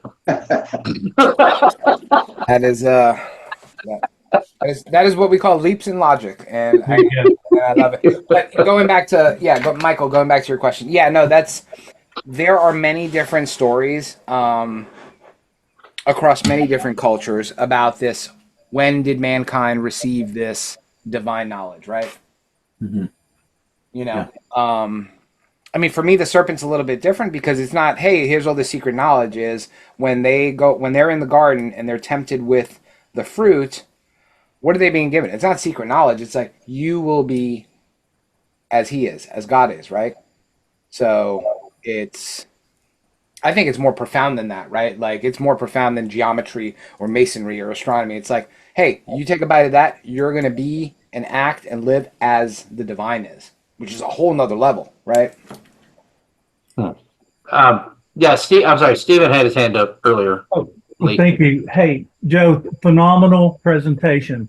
But wanted to say and I want to be careful how I say this. I know we're an untiled lodge. But the degree in Scottish Rite that you referred to, I saw that for the first time and participated in that degree this past spring in our valley. And this presentation added so much to my understanding of what we were actually doing. And we had a vault in the okay. So we were able to, reenact. And so it's just such a beautiful ritual. And this just really was just. So if you're talking about the 13th degree, if you look at older now, before we hopped on, Brother Al mentioned it as well. If you go to older versions of the degree, it's not named what it's named today. The original name of the degree is the Royal Arch of Enoch. Really? But that's what it is. But that's not what we call it today. Right. It's got the Royal Arch of Solomon. Right. That's right. So why'd the change, right? Yep. Right. Hey, Joe, and phenomenal job. This is great. And like Brother Stephen says, I'm going to carry back this knowledge. In fact, I wish I'd have thought of it sooner. I invited all the folks in the 13th degree in my valley to attend this session. And I don't think anyone showed up, but Brother Steve is on here, although he's not in the degree. But I plan on taking a lot of this information, kind of trying to impart little pieces of it to enrich the discussions we have and talking to them. Well, and one final thing. It's recorded. You can take it with you. Yep. I'm sorry? It's Chris is recording, so you can. This will be available on YouTube. YouTube. Ooh. that'd be great. That's the link I gave earlier in the chat is to our Unstated. It's a playlist on my YouTube channel of all of our Unstated meetings. So this is available soon. So yes. Very good. And please check out the other things. Yeah. Even Joe's. Joe's got 2 or 3 in there, I think now. Yeah, Joe's a great presenter. Absolutely. Lee had a question. I'm sorry. I'm trying to make sure everybody gets heard. Lee, did your hand up? Yes, thank you. Thank you very much for your presentation. And I've already said in the chat, and I think there's an interesting theme going on here in all of these different stories, whether it's the serpent, whether it's the thing that's hidden. And how do you feel about the idea that one of the things that seems to be being told to us is that there is some knowledge that actually we shouldn't have, because it always leads to disaster, right? You were not supposed to know the difference between good and evil. That's what God said. That was the apple, right? You said there wasn't, but there was. He said, if you eat from this fruit, you will know the difference between good and evil, and that's going to be bad for you. When they built the Tower of Babel, God said, they'll all be able to speak the same language, and if that happens, it will be bad for them. So and that similar idea keeps recurring through as a trope.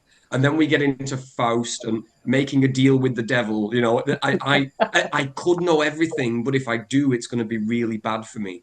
So, just as a prompt, how would you respond to those comments? Oh no, well, the correlations you're making, I absolutely love. And the fact that you mentioned Faust, that is a fantastic analogy to make. And what's interesting is that, first of all, if you've not read Faust, go read it. You can listen to it on audiobook.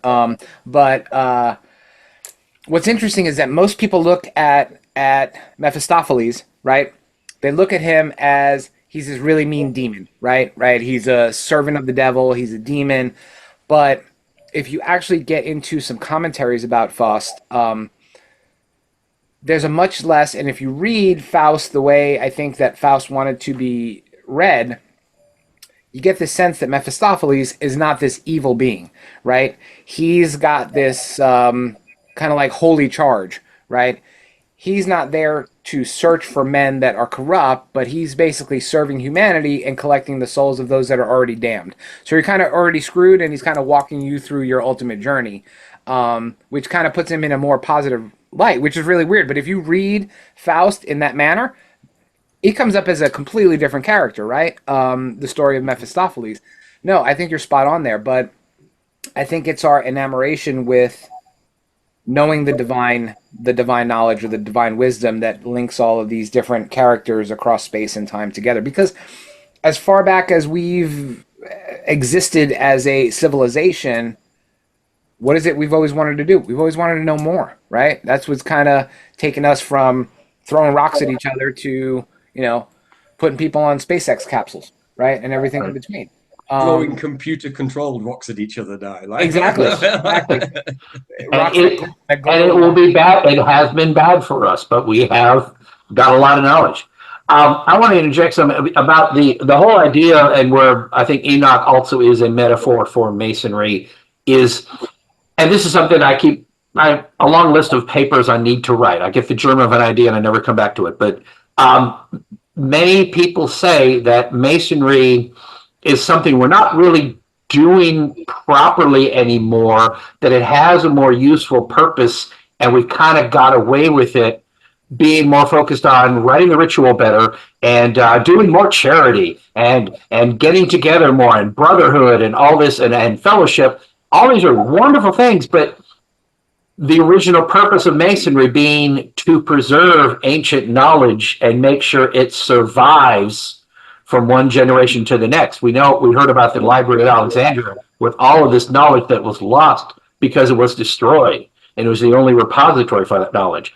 It's like the Masons supposedly knew that the Dark Ages would come. Now I know we didn't exist before the Dark Ages, or did we? But the Dark Ages would come and man would lose information, and all throughout human history, either the church or the government, or sometimes working together, would stop those who were sharing things they weren't supposed to have. And the whole idea about Masonry was not to teach how to use, chisel and mallet and square, plumb, and level to build things. That was on the surface, the knowledge that we're passing on from the master to the apprentice and on. But there was other deeper knowledge that man needed to have. And if we're going to survive all of this assaults from the state and the church and everybody trying to keep us dumb and stupid and obedient, it's to keep that knowledge going. No matter what civilization went through, there's knowledge that need to be passed along from one generation to the next. And we're supposed to be the ones bringing that knowledge forward. Are we still doing that? Have we totally lost the knowledge that we've got the system to protect the knowledge still going on? And are we actually, do we still have the knowledge in the middle that we're passing on to each new generation? Or are we just going through the motions here? I want to comment on that, but I know Lee's had his hand up for. Go ahead, Lee. Sorry. No. I mean, I think it's great. I think one of the problems that we have sometimes, when we talk about the preservation and protection of transmission of knowledge, it's when we worry about the fact maybe that we're the only ones doing it, because then it gives you an elevated sense of your own importance. And I'm gonna bring in something really I don't know if we've got any Trekkies in the room, right? No. But when you think about Star Trek: The Next Generation, have you seen the back of my office? Well, yes. I mean, that's why I thought it might be worth bringing up. Yes. Star Trek: The Next Generation. How does it begin? Captain Picard basically meets God, and he gets put on trial. 7 years later, the final episode, Picard is on trial again by that. The Q is the character in the universe, right? And the final line, the trial never ends. Right, so there were other and all of Measure of a Man, right? The episode Measure of a Man when Data is put on trial, whether he's human or not, because he's a robot. All of this stuff is old knowledge, old philosophical ideas that are being repackaged and repurposed and retransmitted for the modern viewer. And we're not the only people that do it. You see, as Masons, it's happening in the arts and all the time, in television, in cinema, in music. And I think the problem that we have, if we have a problem, is only when we think that we are the only people doing it and we are the only ones that have access to this knowledge. Because if, like me, if I may, because a little bit, I am a Christian and I believe in constant divine revelation. It's happening all the time from the divine to his people. And when we think they knew it better 5,000 years ago and we need to reconstruct what they knew, that's not quite true. Again, and as a prompt, I'll leave that off No, there. I think that was very well stated. I will, just because you called me out, I will show y'all. So this is the part of my office you'll never get to see. Way more shit. All right.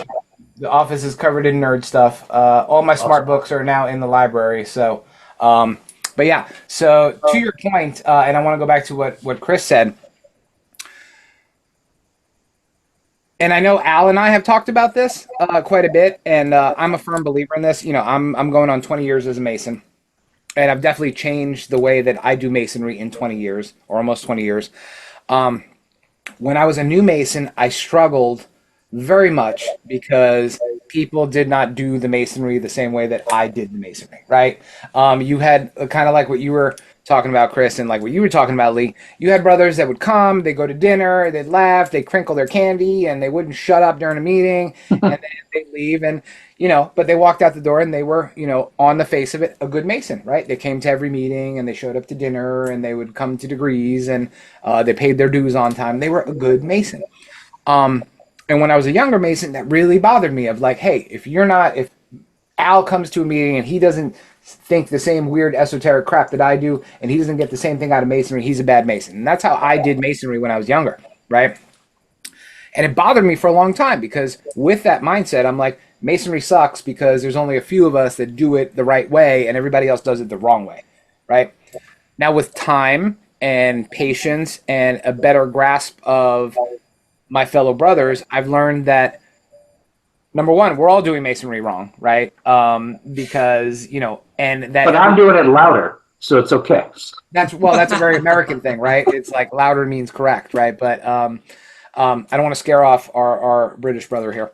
To that point, I did get the sense, and I've learned to be okay with the fact that there's many different kinds of ways to practice Masonry.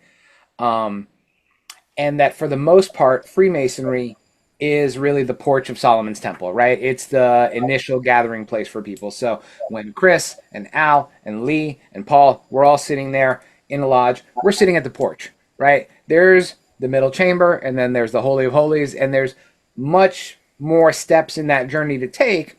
Everybody's going to take that journey in their own way and time, right? But we'll all ultimately get there. Some people get there sooner. Some people have revelations that make Masonry a much more intrinsic part of their life faster than others, and that's okay, but it's not a race, right? It's the whole point of it is the journey to get there. But I think we'll all get there at some point together. It just takes people different spans of time in their life.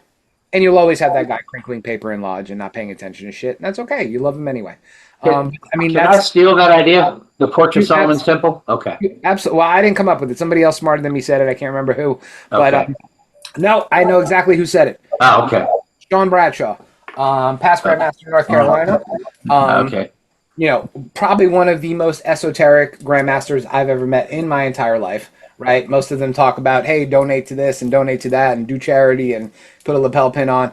Not most worshipful Sean. He just hits you right in the face with, this is what Masonry is. And he's the one who said it. And crafts Masonry is the porch, right? There's many other doors and many other steps you can walk through, but it's your own personal journey. I think that's, Chris, what I wanted to get to with your comment was, the journey is the point, right? The traveling, Yes. part, that's the whole point of it. It is not getting to the destination and getting this color hat or this cool jewel and, you know, suddenly then you're a super Mason. It's the journey where you're actually learning more about yourself than you ever knew before, right? And in that learning, and this is when I'll shut up, in that learning, you start to get all the organic benefits of Masonry. You mentioned charity before, which charity really pisses me off, right? When people bring up charity in a Masonic sense, I think we're all misinformed with that, right? Because for me, yeah, I will happily open my wallet if I can and donate whatever it is you need in order to do whatever the thing it is we're going to do, right? That's our surface level concept of charity, right? For me, I've grown to understand, and I think lots of brothers have grown to understand that charity or that giving brotherly love is an organic part of really understanding what Freemasonry is, right? So as I walk through this journey in Freemasonry with people like you or with brothers like Al, that doing the work of Masonry starts to make those things, like you said, the camaraderie and the fraternity and the charity, makes it start to become organic and not something that we have to put in a pamphlet or put on a website or put a donation link up for. We're naturally and organically going to be more giving and more loving people if we're actually listening to the lessons in Freemasonry. All right. I've heard that, Michael, I'll get you in a sec, that Masonry is not a charitable organization. Masonry is an organization that inspires individual Masons to get involved in charity. The argument being, if the lodge is doing charity, it's like, well, we have to have a charitable event. We have to do this. It has to be organized by the lodge. Then you're kind of doing it wrong. The whole idea is we inspire individual Masons to be of themselves, get more involved in charity, and let the organizations that exist to do charity work do their work, and you go volunteer there. Because otherwise you're pushing people, you're turning the lodge into something it's not, which is a charitable institution. That's the argument I've heard. I would Food for thought. I would wholeheartedly. Well, I mean, it's for me. Again, these are my own personal opinions. We probably should have started with the caveat at the beginning of the show. Sorry about that. Yeah. We all are. Yes, personal opinion. Don't represent any Grand Lodge statement or position. Whatever. Blah blah blah. For me, it's always instead of, and I think you touched on it. It's instead of we need to do this charity, it's the answer should be why are we not doing this or why are we not doing that, and that should be an organic thing that's coming up from the brethren as opposed to, well, I'm the master this year, my charity is going to be shoes for puppies. You know, it's we're sitting in lodge and we're like, why are we not doing more for this organization or why are we not helping out more with this? You know, it's the why not are we? It should be the impetus for the charity as opposed to the, well, this year we're going to do, you know, soup for soldiers, you know, or whatever stupid thing we decide to, you know, make a lapel pin about. Right. Michael? Yeah, I just make sure I'm not muted. You're good. Okay, great. Just something for fun for this week. And when I was thinking about when we were talking about this journey of Enoch and going through the caves and all like that. I don't know how many of you have seen, because I haven't read the book. My wife says it's difficult, but The Name of the Rose with Sean Connery, because he makes a journey to this sort of remote monastery, and because the church is sitting there saying things are wrong there, going, you know, you're one of the chief guys, we get to investigate this stuff. He's kind of like church detective of the Dark Ages. And he goes up there, and then the only thing he finds wrong is they've got a secret library that they're not supposed to have. It's the hidden, forbidden knowledge there. So I think it's one of those, when Masons say, well, everybody ought to see The Man Who Would Be King. Well, that's great. It is a great Masonic movie. But that's one that has a lot of themes that I think would be fun if you just want to recommend to you guys. Just a wonderful movie about reaching forbidden knowledge and why is it forbidden. What was the name again? The Name of the Rose. Ah, okay. And it's starring Sean Connery, and it's based on a book by Umberto Eco. Interesting. Mm-hmm. Well, I will second The Man Who Would Be King. You got to read Rudyard Kipling's story, though, first, before you watch the cool Sean Connery movie. Because there's some weird, not Masonic stuff in that movie, but it's a great movie. I remember somebody asked me, is there masonry in India? Have you never heard of Rudyard Kipling? Well, yeah. Okay. Another question was, well, are there places where Masons other than Christians, Masons can be other than Christians? Like, have you ever read Rudyard Kipling? Yes. One of the most famous poems is about all the different religions coming together as brothers in his lodge room in India. So they seem to be doing masonry better than we are. So there. Al, go ahead. Oh, just a couple of things. One, Joe, thank you again. Wonderful presentation. And I'm actually going to read this. Who translated? Who's translating? This is Paul Schneider's and Robert Charles, but it's got the 3 books of Enoch. But it's been in my queue for a while now, and you inspired me to actually read more than the introduction, which is pretty much all I've done. Well, just to warn you, I had one question for you to get back to the serpent. Yeah. So do you think back in the beginning, in the garden, Adam named all the animals and all this kind of thing. Do you think all those creatures at that time communicated, through some kind of mind communication? Because isn't it weird that a serpent's talking to Eve and she didn't find that amusing or alarming? No. So before I forget on that first part, so that is a good book with the books of Enoch in it. There's a couple, if you guys are going to start searching for it. There's quite a few translations of the 3 books of Enoch. Some of them are just weird as hell, and have a lot of commentary on them. The one that Al has is actually a decent translation, and it's more literalist than commentary focused, right? So it's not the authors putting their own spin on things. So that's actually a decent translation. Your question, Al, is really interesting, because that kind of talks to me about, let me answer it this way. I know that there is, regardless of what your religious inclinations are, I personally believe that there is this concept of a fall, right? There were, at one point in our histories, we had a closer connection to the divine, right?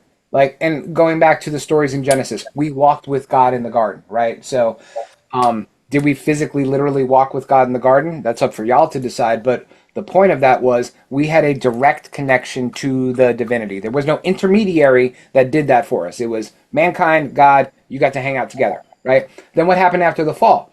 That connection to divinity was then broken, right? So I take that to mean, if we're looking at this from a anthropology point of view, I take that to mean we had, before the fall, before we are fallen creatures stuck in this, meat suit with these cow eyes, we had this connection to nature and divinity that was different than the one that we have now, that we're working so hard to understand and try to break ourselves out of, right?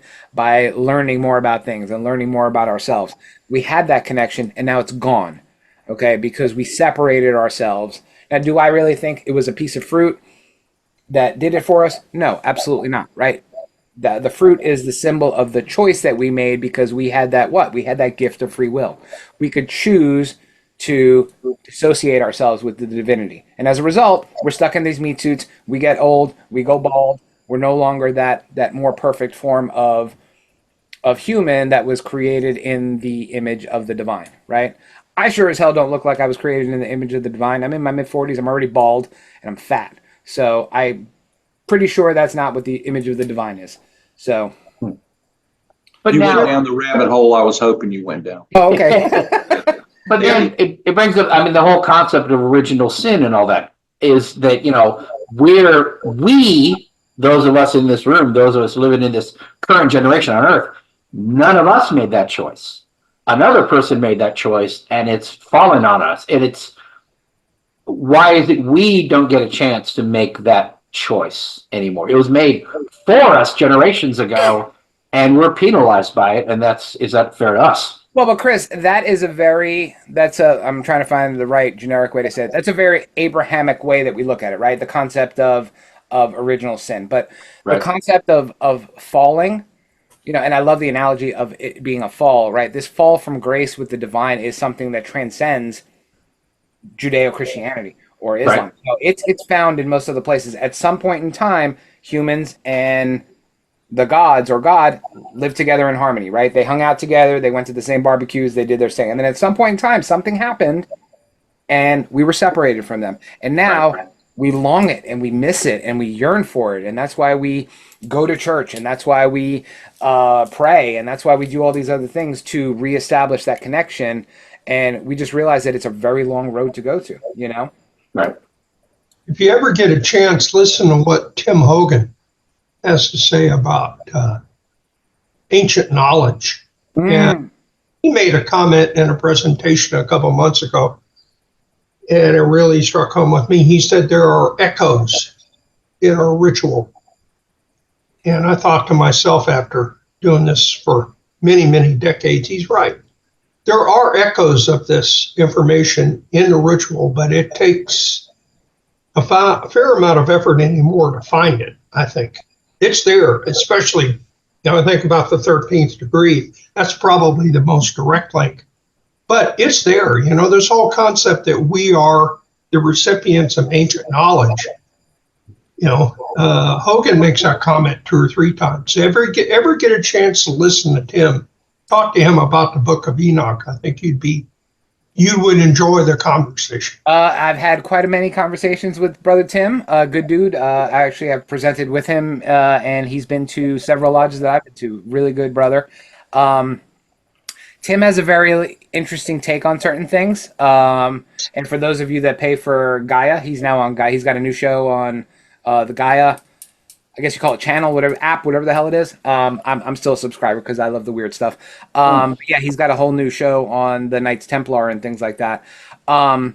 He gave that Templar presentation in Phoenix a couple months ago. Yeah, excellent. If you don't agree with him, he does make you stop and think a little bit. Well, lots of people, there are people that are definitely in the Tim Hogan camp. There are people that are not, but absolutely, he's an electrifying speaker.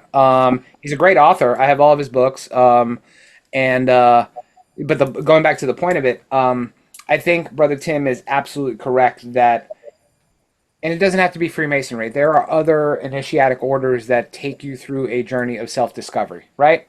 Some of them are kind of similar to Freemasonry because they branched out from Freemasonry or they were started by Freemasons who were tired of their crappy Freemasonry, right? There were some. They're doing it wrong. Right. They're doing it wrong. We're going to start something else. There were others that wanted to dip into, instead of allegorical stuff, actual, real, practical, real world things, and that started other organizations. There are ones that really wanted to dip their toe into the practical spirituality of it all, right? And, things like invocation and practical magic. That's how you started things like the Golden Dawn, right? Who is the Golden Dawn started by? A bunch of Freemasons who wanted to do more magic in their masonry, right? And that's how you got organizations like that. But going back to what you said, Brother Johnny, I think you hit the nail on the head with nobody's doing it 100% right. If we'd be all enlightened and there'd be, our heads would be glowing and we would be, that perfect human being. But every organization that has that earnest effort in that journey of self-discovery to know more about yourself, and in that knowing more about yourself, you discover more about the world around you and your creator. They all have echoes and parts that are right. Does anybody here watch? I just started watching this comedy called The Good Place with Ted Danson. Has anybody watched that? Never seen it. Heard of it. It is. I was on a binge. I was on a binge set, and I was like, oh, let me watch this. It looks very quickly bingeable. But it's a story of a girl who goes to heaven by accident, right? Because she had the name of someone who was really good and on heaven's list had all these good points. And this girl's actually a scumbag, right? She's a really bad human being, but because she had the same name as a really good person, she accidentally took the good person's spot in heaven. And she's trying to work through all that. And it's got Ted Danson in it, who's an angel. And it's hysterical. But what's interesting is that the first 5 minutes, she walks into this guy's office, Ted Danson's office, and she asks the first big question, like, who got it right? Like, who gets it right, right? She's in heaven with this dude who's telling her all about heaven. And she said, who gets it right? And he says, nobody gets it right. Every single religion got about 5% of it correct. And then there's this really funny part. It's in the first episode. Go watch it. About this weird dude who works at like a Radio Shack who got it like 85% right one night when he was smoking weed or doing shrooms or something. And they put his picture up on the wall everywhere because he got it the most right out of it. Yeah. But I like that. back to my point, back to Brother Johnny's point. Yeah, everybody gets it a little bit right, I think. I don't think anybody, like Freemasonry doesn't have all the answers and doesn't get it all the way right, especially in the way that it's practiced in some places, right? It's the execution of the thing that's probably more important than the actual words that you're saying. All right, Lee, had your hand up for a bit. Yeah. So I mean, I've been taking note, and by now I've got a list of things that I want to get out, so I'll try and make it brief and blend them together. First of all, that bit that you were talking about charity, if we go back about 10 minutes or so, this idea about charity. Somebody once told me, and I was given this very powerful phrase by a bishop that I used to work under, and he said, Lee, it's almost never either or. It's always and both. Right? And we say that Masonry has these three great pillars. And one of the things that I find is that, yes, like, I totally stand by what you're saying, that it's meant to make us want to do charity ourselves.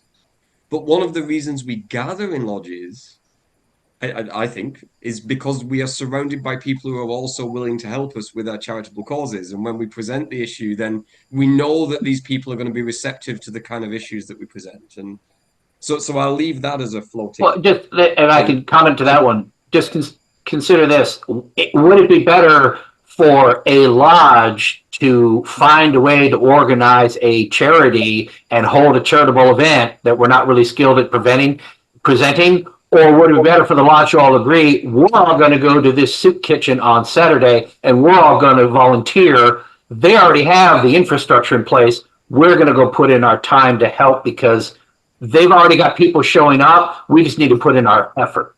That's what Absolutely. But this is the and both, right, rather than the either or. Okay. Some people, some of us, have such demanding jobs that we work 70, 80, 90 hours a week in our professional task. Right. My only ability to contribute to charity is to give you the money that I earn when I'm doing it. Nothing wrong with that. Actually have the time to go and do other stuff. And some people are very wealth scarce, but they are very time rich, and that time can be harnessed in the way that you're describing. So it's not either or; it's and both. Yep. I think that's what I go was with like. that. Okay. Oh, who had their hand up first? Oh, well, Lee had several points. I was going to let him go through all of them. I wanted to put a pin in that. I want to touch that one because that one I love, and I love that you brought it back to the virtues, right? So what are the I know different jurisdictions call them differently, but we've got the four cardinal virtues and the three tenets. What are those three tenets that we tell? Brotherly love, relief, and truth. Brotherly love, relief, and truth, right? And relief is the old word for charity, right? Yep, absolutely. And then we talk about the theological virtues. What are those three theological virtues that we talk about? The first faith, hope, and charity. Faith, hope, and charity, right? Where do we get that from? Jacob's ladder. Right. And where does Jacob's ladder get them from? From the Old Testament. The ground. No, not the Old Testament. It's actually Paul's letter to the Corinthians. Oh, okay. Right? So 1 Corinthians. But depending on the translation of the Bible that you get, this is where that word of Masonic charity really chaps my butt, is because in some versions of the Bible translation, you see the words faith, hope, and charity. If you look at the King James version of the Bible, what does it say? And the Latin Vulgate and other versions, it's faith, hope, and love, right? So there's this distinction on these two different versions of the word. You've got love and you've got charity. People take that charity phrase and use it literally, right? It's like charity. That means I need to take money out of my pocket and give it to you because you said, hey, we're donating to Soup for Soldiers or whatever, right? Whereas if you look at it the way it was meant to be if you go back to the biblical text, it's that giving sort of love that naturally comes from being in a room, going back to Lee's comment, being in a room of brothers that you organically want to love and support and bolster up. It's and doing what you can within the compass of your attainment, as we would also say in Masonry. Right? Yeah, absolutely. Within due bound. And yes, I really want to help. But the truth is, I cannot be there serving at that soup kitchen on Saturday morning. But what I can do is I can give you $5,000 to make sure that you've got enough money to make it run. That'll buy plenty of soup. Really. But okay, I mean, that was you know what I'm saying, though. Yes. You know what I'm saying. And the other bit, this was just me being petulant, but I think it's interesting. Ooh, We love that. Because you mentioned the animals and whether they communicated with each other telepathically in some way or something. That was Al, and I know some of us have only just met, but I'm a professor of maths and physics. That's my actual day job. And I do when we talk about telepathy, right? Telepathy is the ability of your mind to manipulate a field so that field manipulates somebody else's mind and transfers an idea. And I often tell my students, we have it. It's called speech. Like, ideas happen in your head. You move your mandible and your tongue. Waves spread out through the atmosphere, through the pressure waves spread through the pressure field. They are incident on other people's ears, and it changes the ideas that are happening in their head. So we are telepathic simply because we have language. Like, it's not a like. Well, you can argue though that me being a bit silly. That's just a bit. Lee, if you're chatting, I mean, if you're speaking to Joe, everyone here hears you. Now, if you look at the chat, you can put a message to everyone in the chat, and we all see it. If Lee, you send a private message to me, only you and I see it. So that's where I see telepathy, as you communicate with me that no one else in the room is going to hear but me. Okay, but that fits in with what I'm saying, right? Because we do have methods of communicating either publicly or privately. The whole point is that telepathy is scary to people, or it's esoteric, because it's like someone can manipulate your thoughts. Right. Well, what's one of the 7 liberal arts? It's rhetoric. And rhetoric is the ability to manipulate somebody else's thoughts, and we're all supposed to be skilled at it. And we can either do it privately or we can do it publicly. But we do have that power. It exists. It's real. It's speech and writing, and it's already there. It's not something. And music and everything else. Yes. Yeah. All of those are ways of communicating. If you think about it. That's just me being whimsical. I like that. I like that. I hadn't considered that, but I like that. But just to be petulant and to draw a distinction is what I was doing. But you're absolutely right. We already have a way of taking our mind and influences other people through what we write, through what we say, through various other means. So you are correct. Okay, anyone else? This has been great. I gotta say, I want to say this, that this is one of the reasons I do these unstated meetings, because it starts with the basic idea that you have in a lodge room, right? Where we would all be sitting down, and it's very formal. Hopefully we're all in suits. But, Joe will get up to speak. Well, realistically, in a lodge, you're not going to talk usually more than 20 minutes. Maybe a research lodge, you get away with maybe 30 or so. And then you have your Q&A, but people want to get to lunch, and people aren't going to speak as openly. In a Zoom meeting, you talk for an hour, and no one had any issue with it. And you got to convey a lot of information, and it's much easier. I've dealt with projectors in a lodge room just to speak logistics, and I've regretted now some of my presentations being I went to the trouble of putting a big screen and projecting, and you can't hardly read that unless you're sitting right in front of it. And it's more distracting than it. Here, it's right there on the screen. Everybody can see it clearly. You can have really detailed, and you're not going to see that on the projector screen. But more to the point is, you could talk for an hour, and we could have a Q&A, go back and forth, and people are much more relaxed. We're all at home, so we're all more comfortable. None of us are in suits. And so... yeah, so there's more communicating going on here than in a lodge room. I mean, there's something special about coming together and being in lodge together, and I don't want to take away from that. But a Zoom meeting lets us have these more open-ended conversations. and we can record them because there's no ritual, no secrets, and other people hopefully will come along and watch them later. But Joe, this is a perfect example of why I do these unstated meetings, because we talked for a good 40 minutes after your talk was done, and people were engaged. I didn't have to prompt anyone. Michael, go ahead. Yeah, I'd just like to summarize today what this has meant to me by quoting or paraphrasing one of our favorite TV shows. Is it possible that a book that wasn't good enough for the Bible is one of the cornerstones of Freemasonry? Ancient astronaut theorists say yes.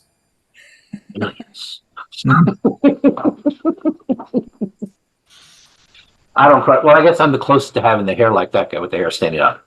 Aliens. It's aliens. And I've never watched an episode of that show, but I use his memes all the time. Gasp. Go figure. And I'll wait for Lee to get back.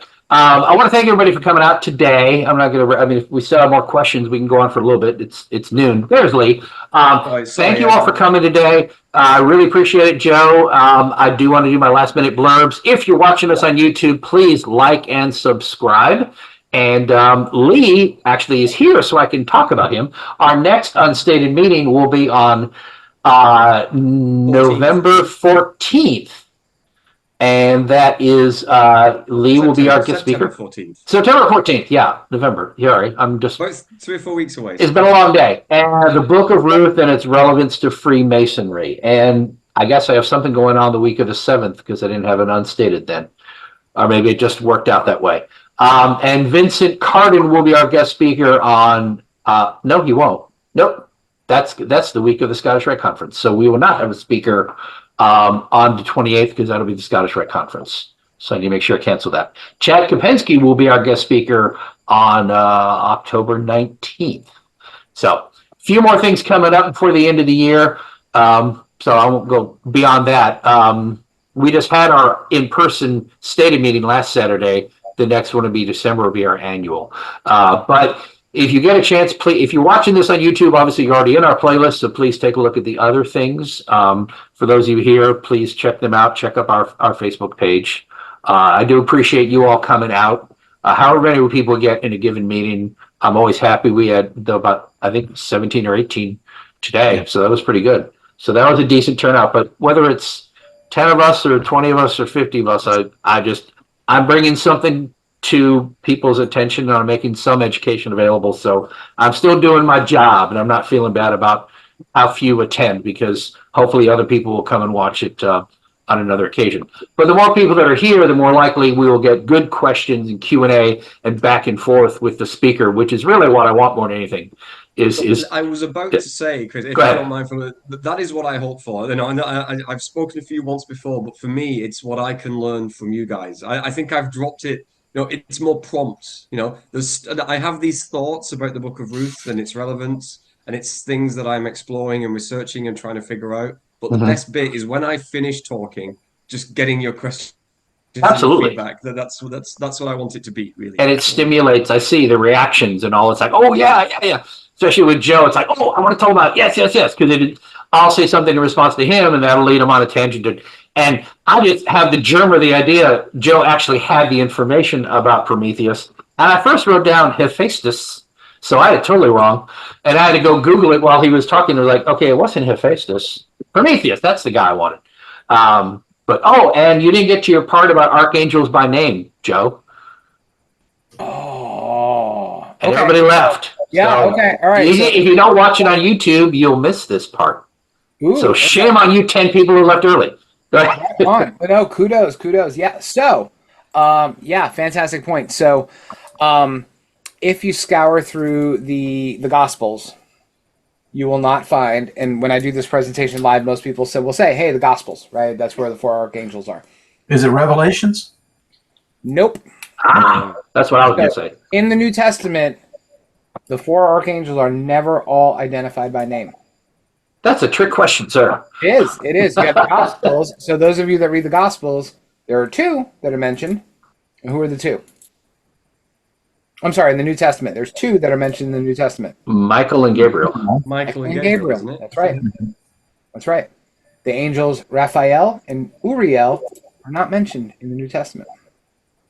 No, but Neil Gaiman deals with that for us, doesn't he? Like, and he gets some of the extra ones, right? He gets some of the Kabbalistic ones in there too, and things like that. Like the Metatron. The Metatron is not mentioned in the Old or the New Testament, but it's found in the Talmud and in other works pre-BC.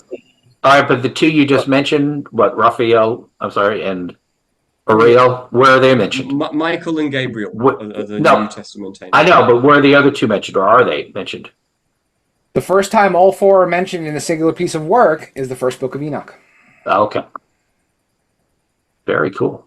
And Gabriel, what's interesting is that everybody knows Gabriel, right? He's the one who came to Mary. He's the one who came to Mary's sister. He was the messenger, right? And delivered messages. He did the same thing in the book of Enoch. He went to tell people, hey, God's going to kill you and issue a flood and bad things are going to happen. So he still does the messenger part of it.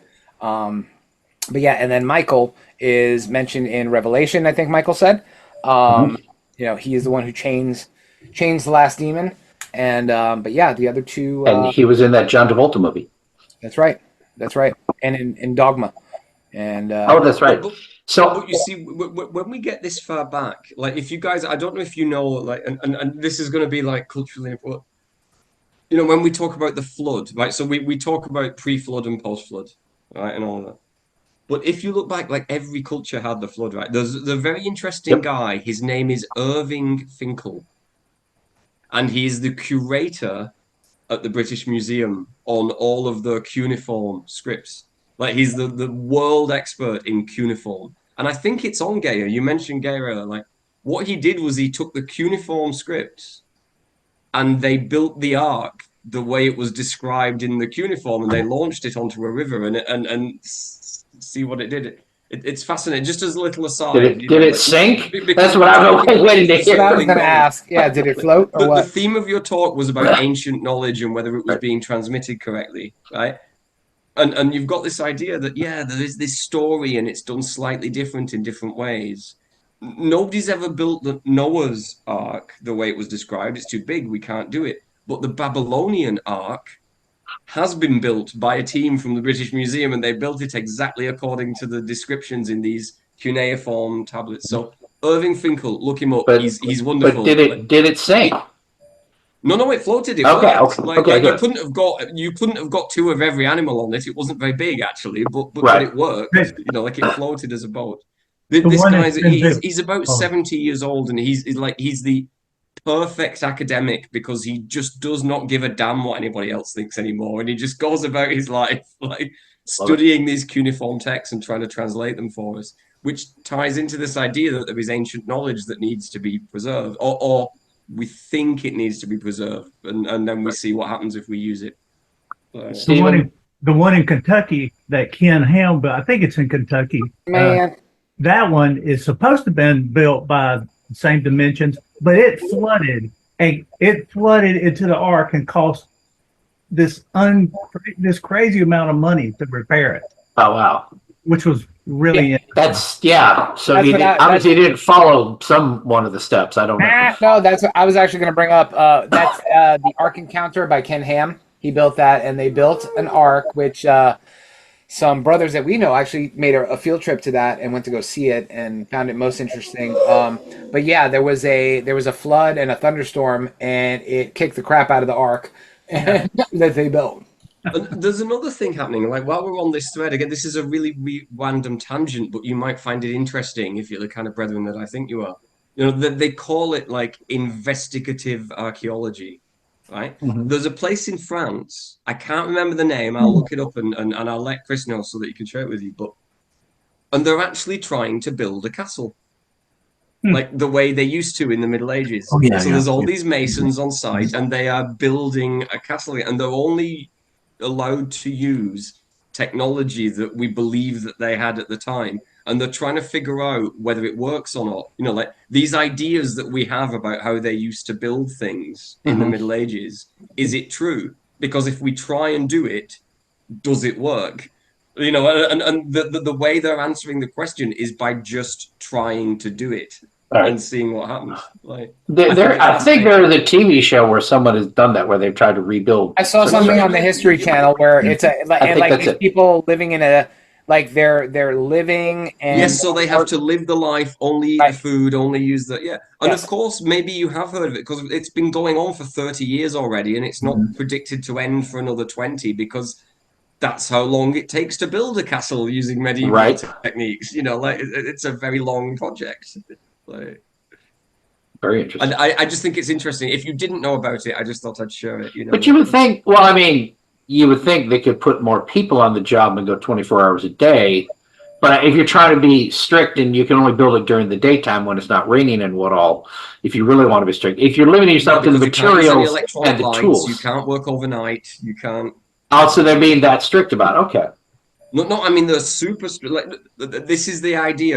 So the idea is, we think we know how medieval people lived. We have all of these understandings of the food they could eat and the technology that they had and all of this stuff. So based on that set of rules about what was available, we are going to try and build a castle. And we're going to see how long it takes and what happens and what goes wrong and whether it works or not. Talk about who with free time, though. I mean, really.